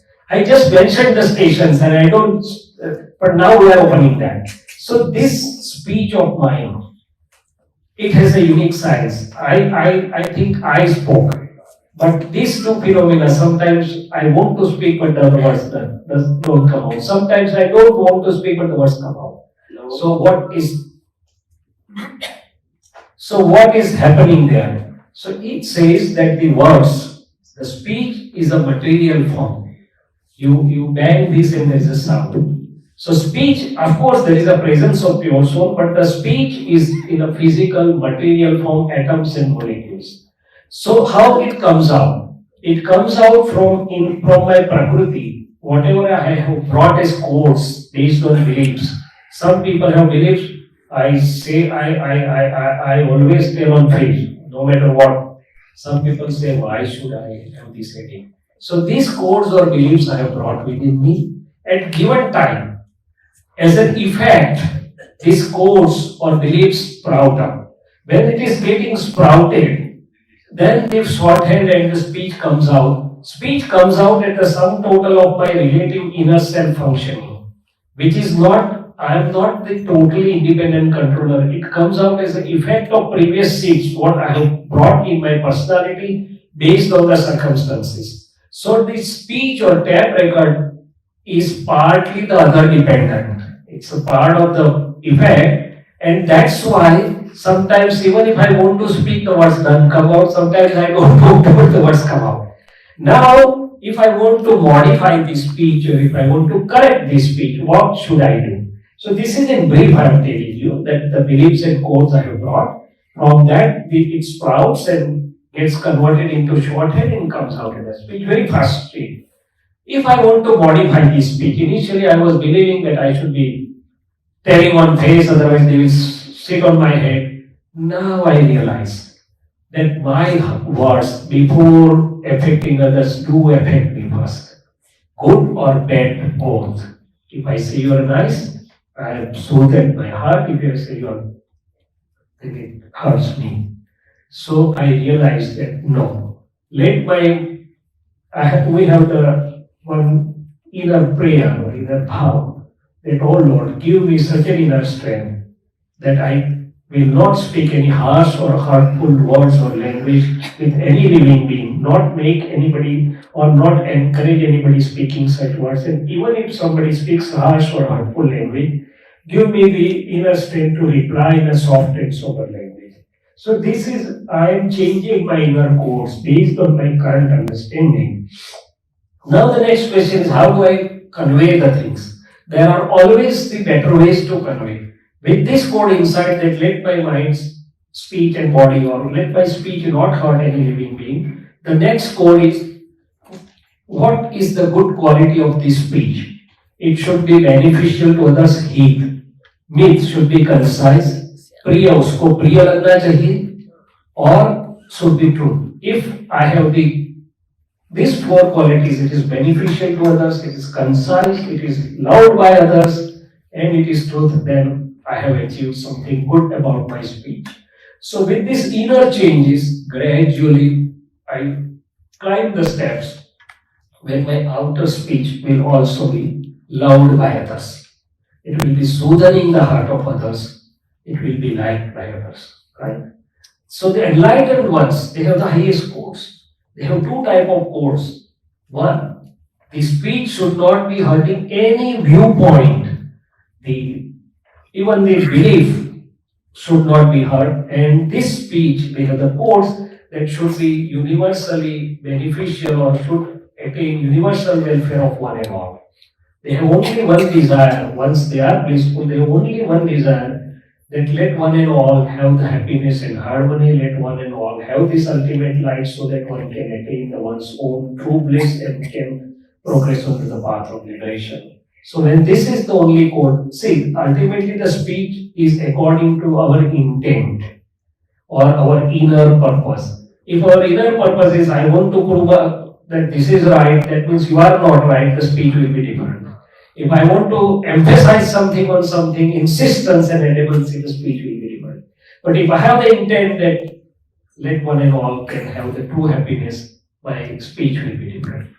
So speech goes by your intent and purpose, speech goes by your inner beliefs or codes, and you can correct or modify the speech for better. And it is said that one who has taken care of these words can take care of the entire world.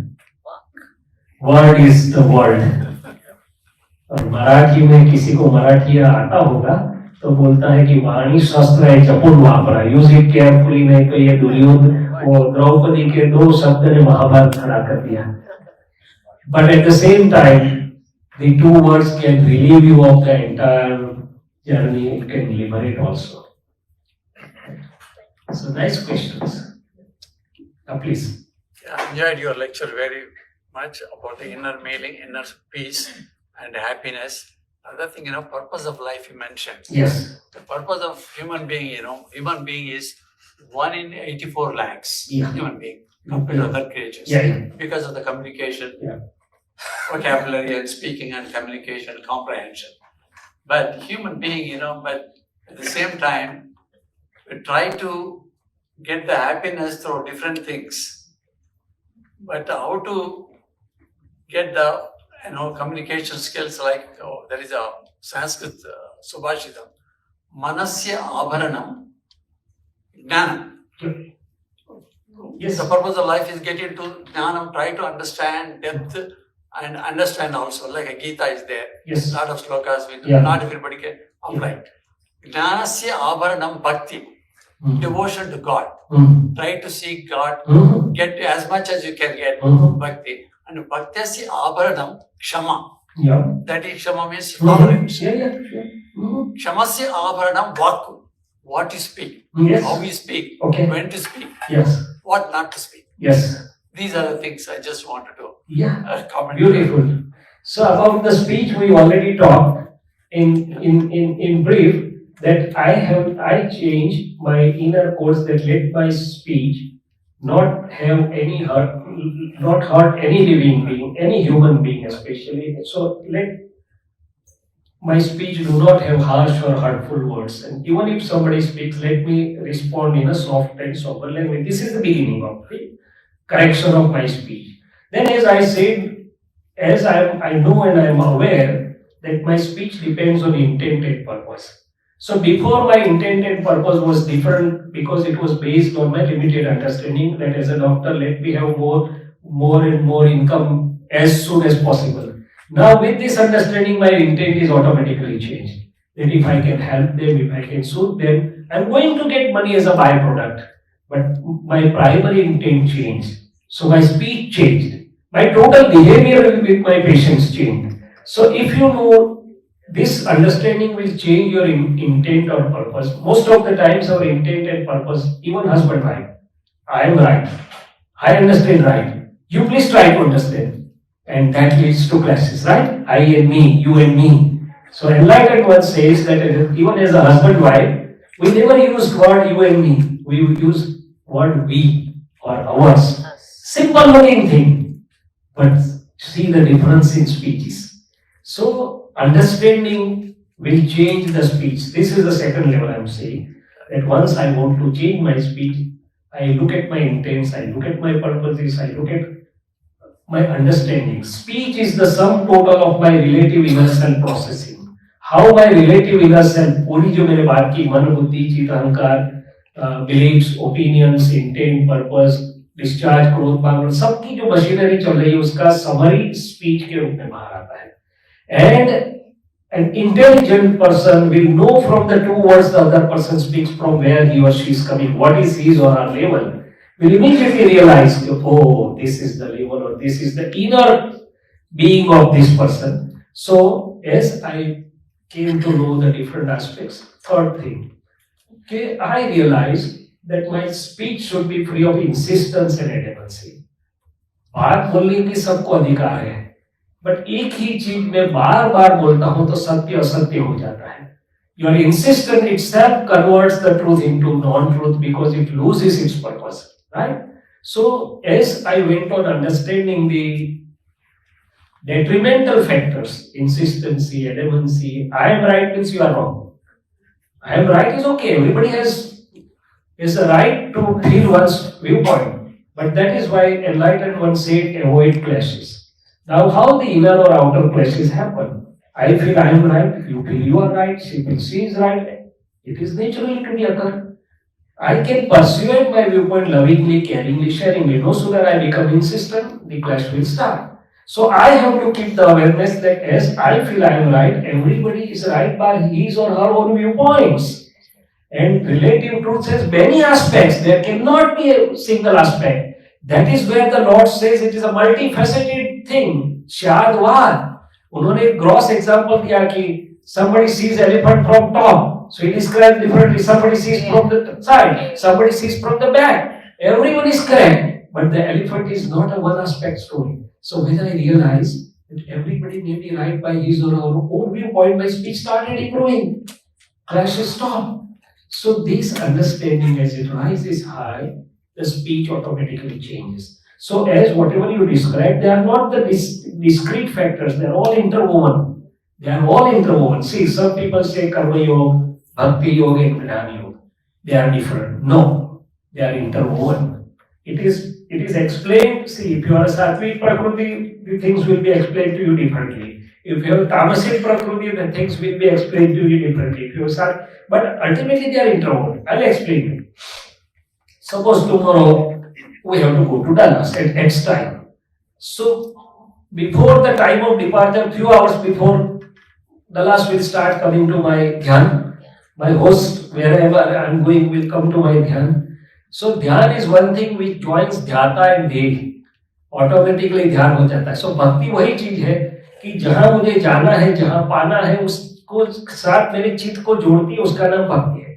Now tell me, without understanding, where I will put my चित्त? So by understanding, so my चित्त remains there.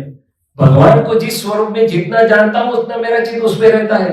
जब मैं भगवान के मूल स्वरूप को जानूंगा, when I realize the true which I told you कि your form is my real form and you are the source of infinite knowledge power, infinite, and that is my form. So I will connect as oneness with the God.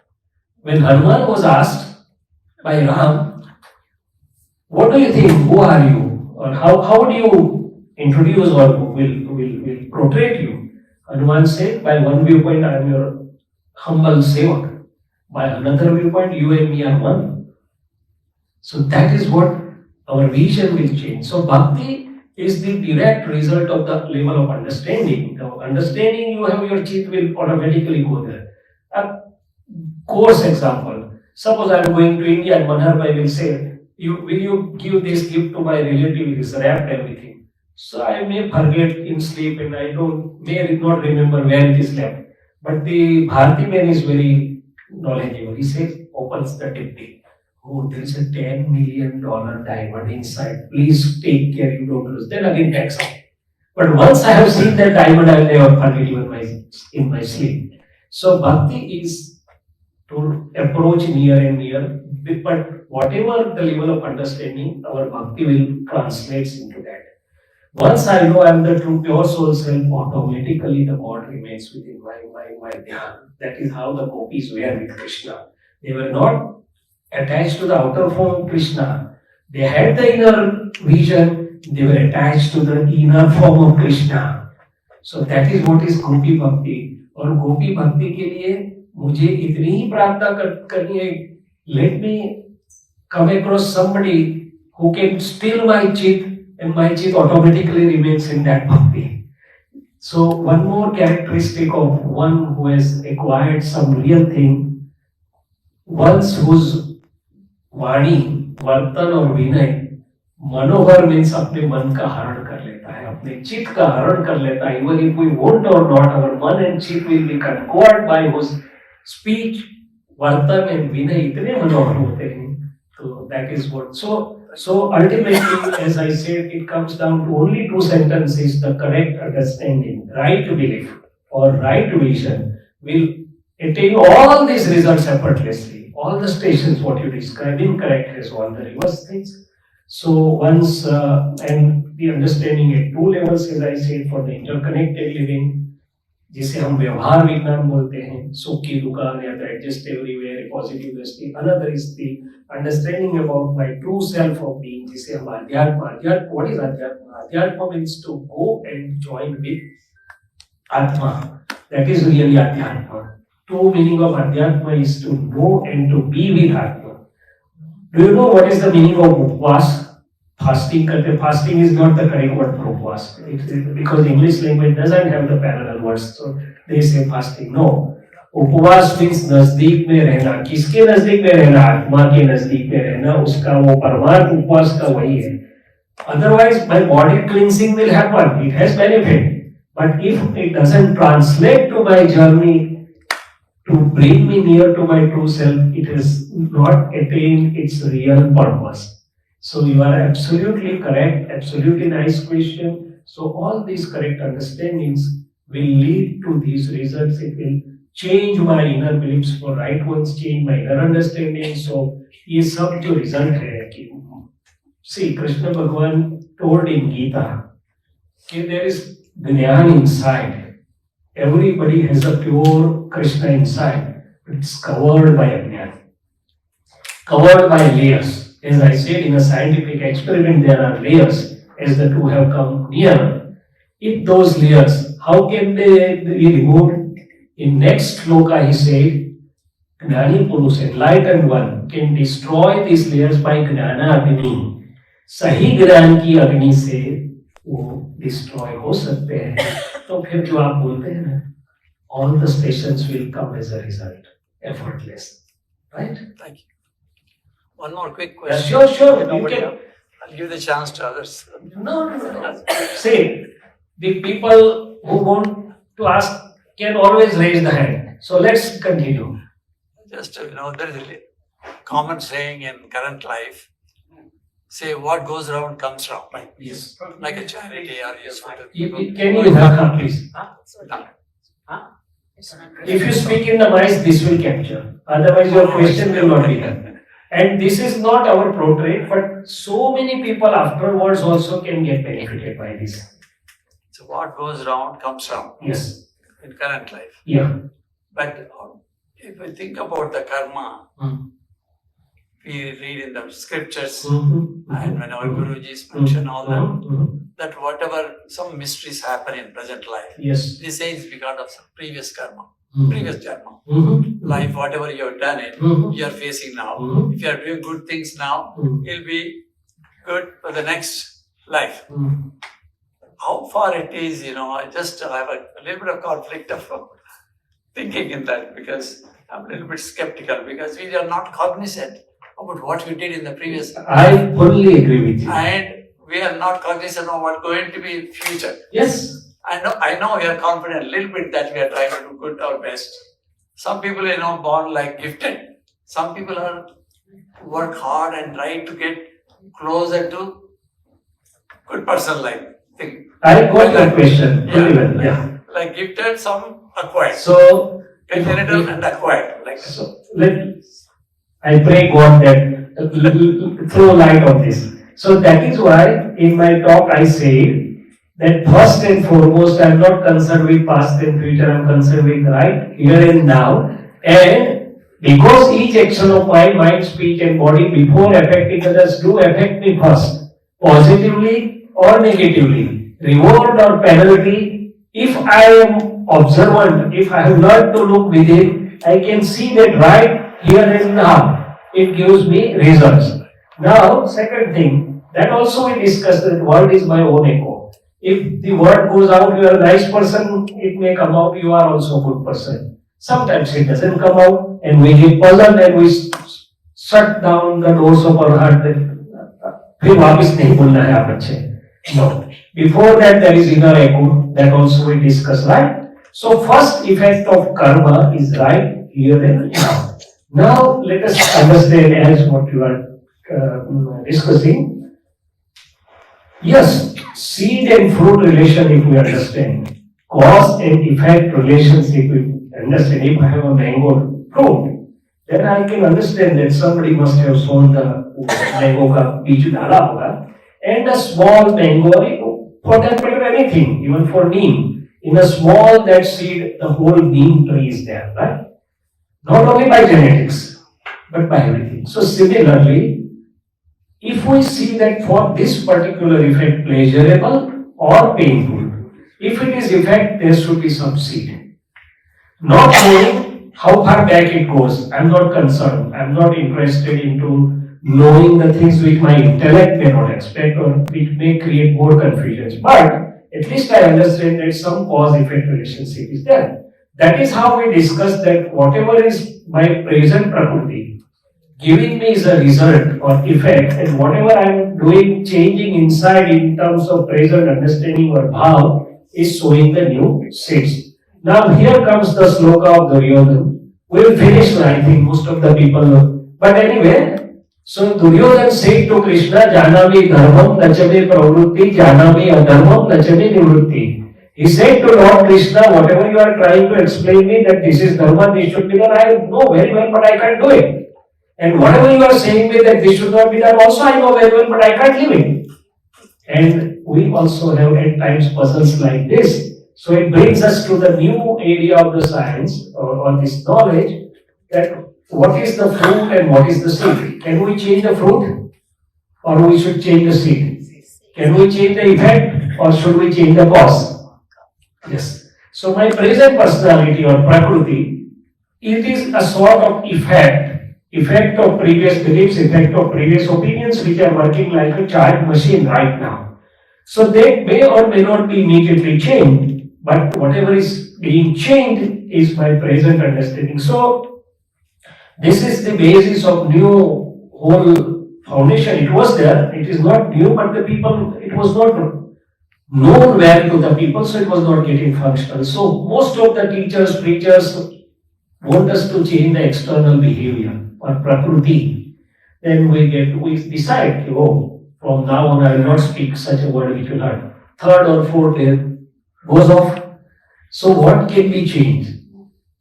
As we said, fruit or effect cannot be changed, but seed. So I may or may not be able to change my prakriti soon, but I can change my inner understanding, I can change my inner bhav, I can change my inner projections. And once it is changed, as a result, the behavior will be changed automatically. So this is one part of karma also, that the new seeds can be changed, new causes can be changed easily. The effect may or may not be changed. Now another beautiful part of that karmic science, let me bring out to you. Forget the past life and future life, but come to the another. The people say you have to undergo the suffering of karmas. How many of you believe it is true? It's confusing. Yeah? It's confusing. I believe it, I don't believe it. Yes.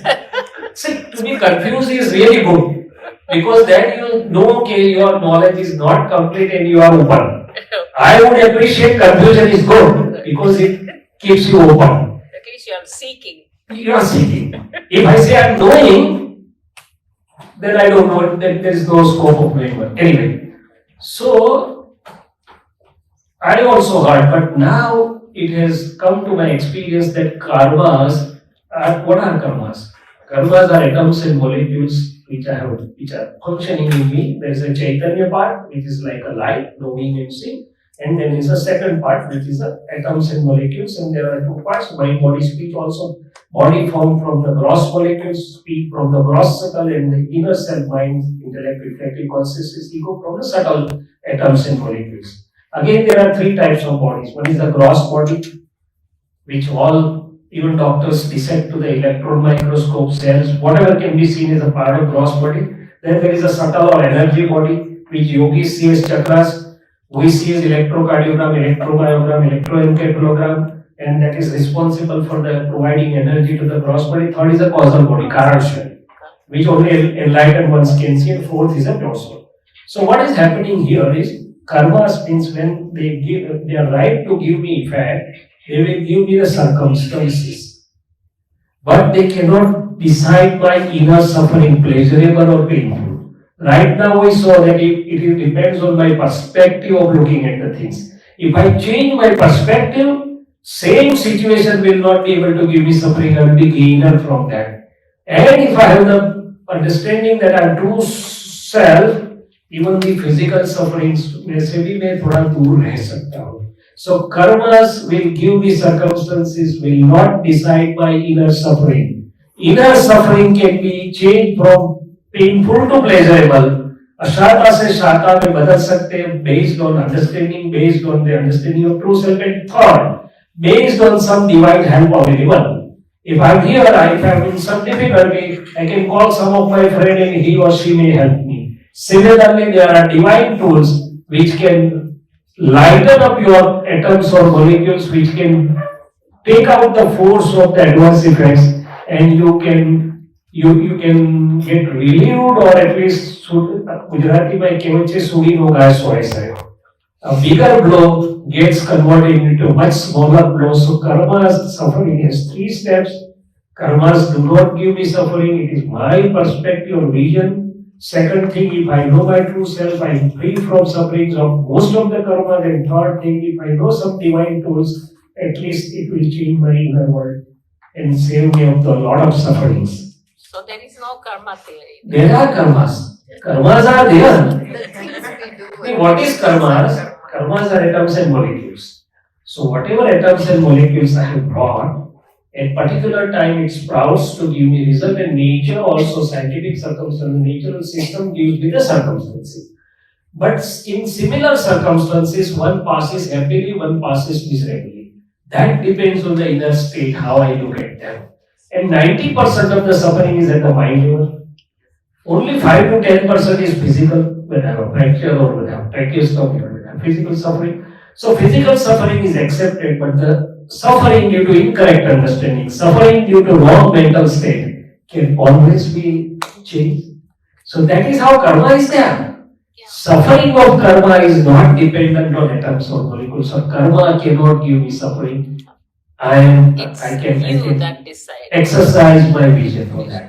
That's my revelation about, new vision about. So there is no prarabdha karma. No, that's a very good point. Karma doesn't give you sufferings. Yes. Karma, that's what as long as we distinguish between this karma is your duty, do it, but doesn't get suffered. So as long as you differentiate that one. Yes. That's what. So this science gives so many insights. This is, I'm sharing my journey. I tried to read scriptures, I tried to understand sincerely, but was not getting to the core or heart of it. Now this is the inner journey which is giving me new and new insights from inside, new and new experiences from inside, because ultimately the treasure is infinite, right, sir? And universe has everything to offer to us. Only thing, our heart should be put on the proper mode, and universe can offer everything. Universe has everything. All the wisdom is there in the universe. Enlightened ones are also there in the universe. So the three mantras we spoke in the first place, they are not the different mantras. They say it is one impartial mantra. And there we connected ourselves from self-realized to the fully enlightened person. And especially people who are having such divine states, who are having only one wish of welfare of human beings as a whole. So Gnani Purush has the only one wish, that whatever happiness and light I have obtained in the due course of natural process, let one and all have that true understanding. So let one and all can have the happiness, harmony, and can also reach to the true bliss of the real self. And I think there is no difference. Whatever mode of worship, whatever mode scripture, whatever guru, whatever you are following, I think this is the central light. And that is how Krishna said, one which removes your differential vision, भेद बुद्धि को जो हटाता है वह सही ज्ञान है. So, if at all, if any one of you wish to walk few extra steps, you are welcome to Madharma and Bhartiben's place tomorrow morning at 8, and we can conduct this divine 2 hours meditation experiment. It's not meditation, different thing, but Atma ka self-realization ka, which I was fortunate to have in 1977 at my age of 18 years. Again, one more clarification. You have not to leave everything. If you have a guru, you will better worship your guru. You will better understand your guru, because you will have two vision to look at guru as well as the Krishna within or Vishnu within. So it is not about leaving anything. It's not about making any new guru. It is not making yourself entering into binding. It's just knowing the true knowledge which will help to achieve the all ultimate results, as I said, what yoga wants us to do, what meditation wants us to achieve, what the life purpose wants us to achieve, right? I hope that our journey is good. So that is thanks to all the we say Sat Kalyani Shakti. Sat means eternal. So we see Satchidanand is not the name of any person. Sat means eternal. There are 6 eternal elements. Real self of all of us is eternal. Chit means Gnan or Darshan, to know and to see, और आनंद जिसका स्वभाव है. तो सत चित आनंद जो हमारे अंदर अविनाशी है, ज्ञान दर्शन स्वरूप देखने जानने वाले. See, all other elements do not have this property of knowing and seeing. हमारे ही सत रियल स्वरूप जो ज्ञान दर्शन देखने जाने वाला आनंद, तो उसका स्वभाव ही है. उसको inside as well as outside we are connected to it, right? So last small prayer, if anybody has question, we'll wait, otherwise last small prayer and we can break for the beautiful prasadi. Then also I'll be available. What we do in our medical conferences, after formal sessions are over, we gain more over the lunch tables or afterwards when we are leisurely interacting, because that's more chance to interact heart on heart. So I'll be available, that's not a question. But in respect to everybody's time, I think... Personal question to you. How did you start at 18? What did you follow? What did you do? Yes, a very good question again. So, well, at my age of 18, it started, but before that, let me give you a little bit background of up to 18. So, my mom and my maternal uncle, they were spiritual. So I had so when my mom was sitting for meditation, in Jainism it is termed as samayik. Whatever way she was understanding, she was making me sit by side of her. I may be at the age of 7 or 8 years, and she gave me our pictorial book. And I remember that pictorial book had pictures that if you do some good karmas, you will be born in Oklahoma and with big good houses. And if you There we are. this is my perception of looking at you. And if you do bad karmas, you will be in India in a small hut or in Gulag center. So, meaning thereby karma principles, good karmas and good fruits and bad karmas and bad fruits. Now there my puzzle started. If I do good karmas, I will have enjoyment, but that will not be forever. And good things ending or it is to end also gives me pain. Right? Good friend, we all will leave each other if I don't understand. So, and again during that period, I'll do again something good or bad. So doing and suffering, karma, then there are cycles, chalu rahega. What is beyond that? And my small mind had no answer. I had sleepless nights, I still do remember that part. Then I tried to, as and when I got some time, I tried to read. When my first MBBS was over, there was a small vacation. And I was a ranker student, so it was not that I didn't like my studies. I was third in the university, perhaps I was second. So I thought, okay, now let me put the medical books aside for these 2 weeks. Let me see if there is anything else worthwhile in the world. This is how it came into my mind. I was not knowing what to look for. And I was not having answers also. So, see how this natural system works. That is another proof I am going to share with you. I am hailing from a small town on Gujarat and Maharashtra border. So I had gone there in the vacation and there were no activities there which I can pleasurably pass my time. So once I went to elderly person whom I used to go for saying pranam, esa. So I said, if you have anything worthwhile reading, please give. I am not able to pass my time nicely. And see the nature. We had a small, very pious saint in our village who was Bala Brahmachari, and the plants used to talk to him. He used to prepare medicines and throughout life he distributed free of cost. He was such a pious soul. So somebody had given him the Aptputras, that's a collection of Dada Bhagwan's sayings, and he felt this is very good, truthful. So he gave to this person Ramanik Bhai Mehta.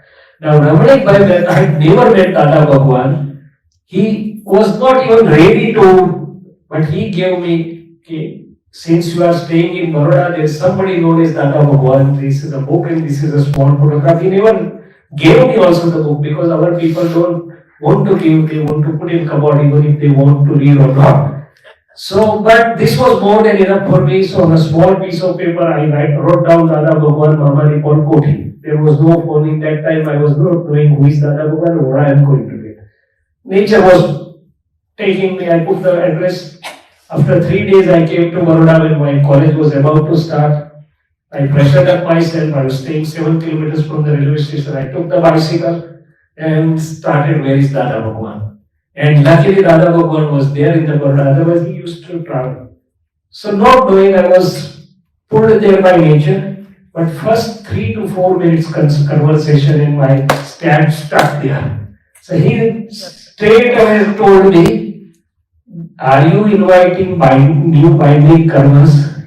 I say yes, I am inviting new karmas and I am getting disposing the old karmas. These processes are going on. That is what I know.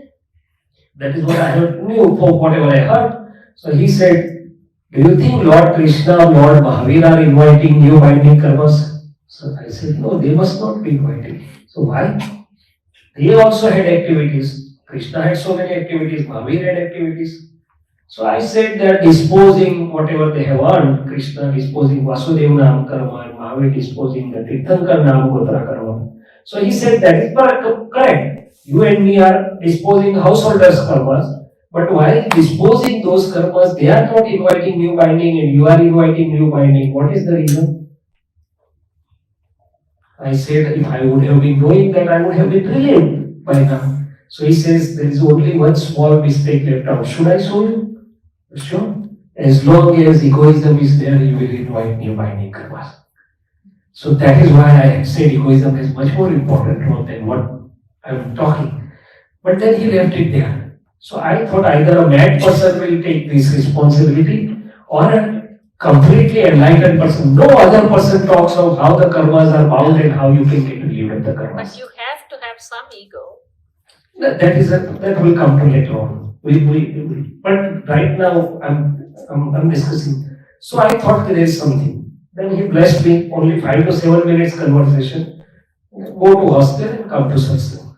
So I departed from there, but inside that thing was continuously working within me. I was performing all the duties outside and inside, that was effortlessly functioning, no fatigue, nothing. So I said, this is something unique experience. I have never experienced in my life. Third day there was a divine experiment which I am talking to you, relative and real and self-initiation or self-realization. So I sat into that.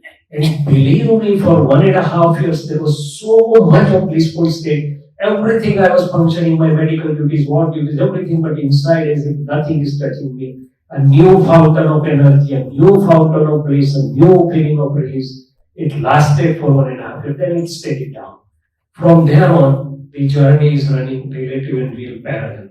So, what must have taken me there? Maybe some past connectivity. They say अधूरा योग जो आपका होता है या योग जो in the next. So there is a past thing that. I never said there is no. I said cause-effect relationship.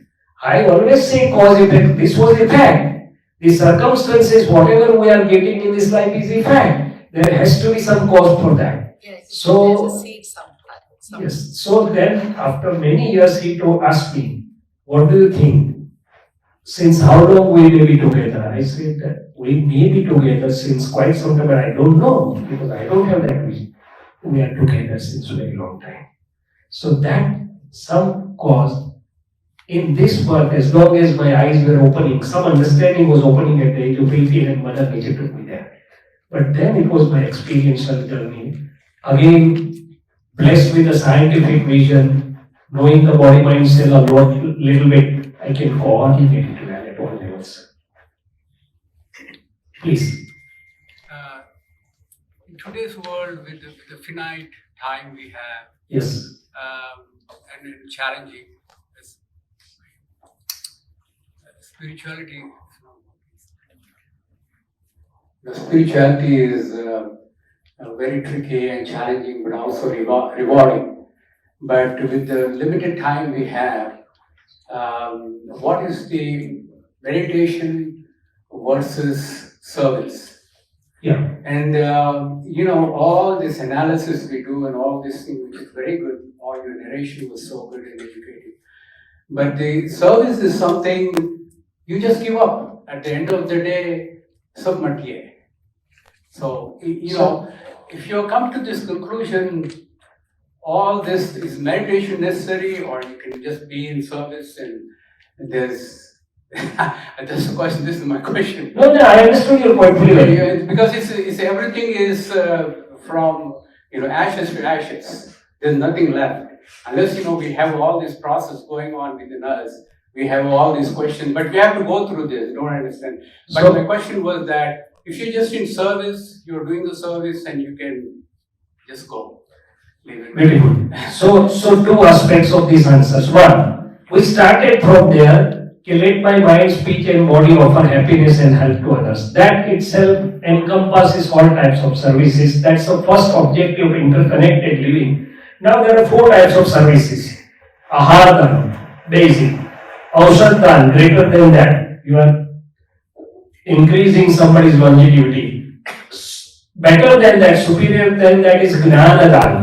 Gnanadhan has 2 parts, relative and real. You help somebody educating and his family and some few more. But real Gnanadhan, this inner Gnanadhan, is still higher than that. And 4th is Abhayadhan, to be able to make living being free of all fears is the highest. So, what type of service you would be able to render is based on what understanding you have. Ahardhan, Aushadhan, Gnanadhan and Abhayadhan, and ultimately service to self. Unless I am happy or blissful within myself, my service will remain incomplete. So while doing all the services outside, I have to realize that I am serving myself. That is what I say. Before making others happy, I am being happy first. Before helping others, I am helping myself. And ultimately, when I know who am I become able to be serve the others in the best possible way. To me, service is a byproduct of your understanding, byproduct of your state of being. And spirituality is very simple thing. It's not because so many people are sitting and different, so we describe it. But ultimately, at the end of description, doctor gives a very short prescription. So that's not difficult at all, right? Thank you. To know others becomes difficult. To know one's own self, should it be difficult? To go to others' house is difficult. To go to one's own home, should it be difficult? No. Even the bullocks go to one's own home very readily. If they are left alone, they will reach their own home. Cows, bullocks, buffaloes also reach their home. So, going to my own home, there is nothing simpler than that. So, Jai Satchidanand, thank you. And we last 1 minute prayer, we say to our own pure self, and then we depart for prasadi. O pure soul self, O pure soul, O supreme self like Lord Krishna, O supreme pure self like Lord Shiva, you reside in every living being, and you also reside within me. Your real form is my real form. My real form is pure soul self. O pure soul self, you are source of infinite knowledge power. You are source of infinite perception power. And you are source of infinite bliss. I go to you with oneness and utmost humility. Whatever mistakes I have incurred out of ignorance, I confess unto you and beg pardon. Please forgive me and please give me inner understanding and inner strength not to repeat such mistakes again. O pure soul self within me, bless us such that my separation with you vanishes. I remain one with you so that I can experience all the innate qualities of you. Jai Satchidanand. 1 or 2 minutes, but it can give a very good inner energy of meditation. Thank you, everybody. Have that any copy written? Sure, we'll give you. Sure. Everything is open and available. Please feel free to ask whatever you want. We will give you. Sure. This is not my property. This is universal property. I am just a messenger or a commission agent who gets inner happiness in commission to whatever is being talked about. And there is a recorded thing also. You can get the link also if you want to go back and revise or really listen to things. This is being recorded for the same reason that so many other people can also get benefited. Namaskaram. Jai Satchidanand. Thanks. Any final or concluding words? Even Maharaj wants Acharya. please. I invite and welcome Acharya ji to bless us with his divine blessings. Thank you so much for coming over to the temple. Thank you. I had revealed my secret that I come for myself.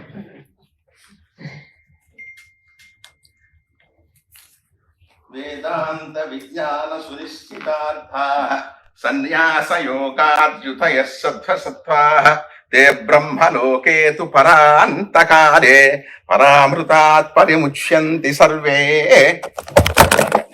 दःपरं विपाकं वरमेश्वभूतं यत्पुण्डरीकं पुरमध्यसस्तं तत्रापि दख्रं गगनं विशोकः तस्मिन्ननन्तस्तदुपासितव्यं यो वेदादौ स्वरः प्रोक्तो यो वेदान्तेषु प्रतिष्ठितः तस्य प्रकृतिलीनस्य यः परः स महेश्वरः आभिर्गीर्भिर्यततो न वूनमाप्यायय हरिवो वर्धमानः यदा स्तोतृभ्यो महिगोत्रारुजासि भूयिष्ठभाजोधते श्याम ब्रह्म प्रावादिष्म तन्नो महाशीत् ओम शांति शांति शांति सहना भवतु सहनौ भुनक्तु सह वीर्यं करवावहै. Microphone please. Please have this. सहना भवतु सहनौ भुनक्तु सह वीर्यं करवावहै तेजस्विनावधीतमस्तु मा विद्विषावहै. ओम शांति शांति शांति अस्तु स्वस्ति. First of all, we have to thank Madan Bhai but You can have the we have better. discovered in Please have this better mic. Guru Ratnam Naratnam Anvishyati Mrukyate Hitat. We have discovered you today. Thank you. I'm admired, we are all admired by your lectures, sir. Sir, I feel we are one, and I pray all the deities and divinity over here that please help every divinity to sign up and open up to the same level. Yes. That's my hearty prayer. And we are one. Yeah. So many saints are coming and Swami, you are telling something. Yeah. No, that's fine. So many saints are coming and giving lectures. And nobody is mentioning Atma, Manaha, Deham. That means soul, mind and body. But this Swamiji, he mentioned always that because if you don't know self-knowledge, we did not get God's realization. Self-realization is the route to get God realization. In Vedanta Shastra, Will you like to sit, please? please. Please. No. You are Guru. I'm going to. No, I'm not Guru. According to this brochure, Holiness Dada Bhagwan Guruji, I heard about him because I involved in the rituals and worships, and then I didn't get any history, something like that. So many years ago, some his devotees came and asked me, can you write in Sanskrit language in poems about his history and his magnanimity? I can write, but I didn't get yet that history and then his magnanimity. That's why I didn't do. First of all, and so we can say, Dada Bhagwan Guru Maharaj ki jai. And here we have a Swamiji about, just now I put it that, Veda, Vedanta, Vijnana, Vagbhushana, Vichakshana, Sri Shaileshananda, Varyosau, Vardhatam, Abhivardhatam. Swami, Prachina Acharya,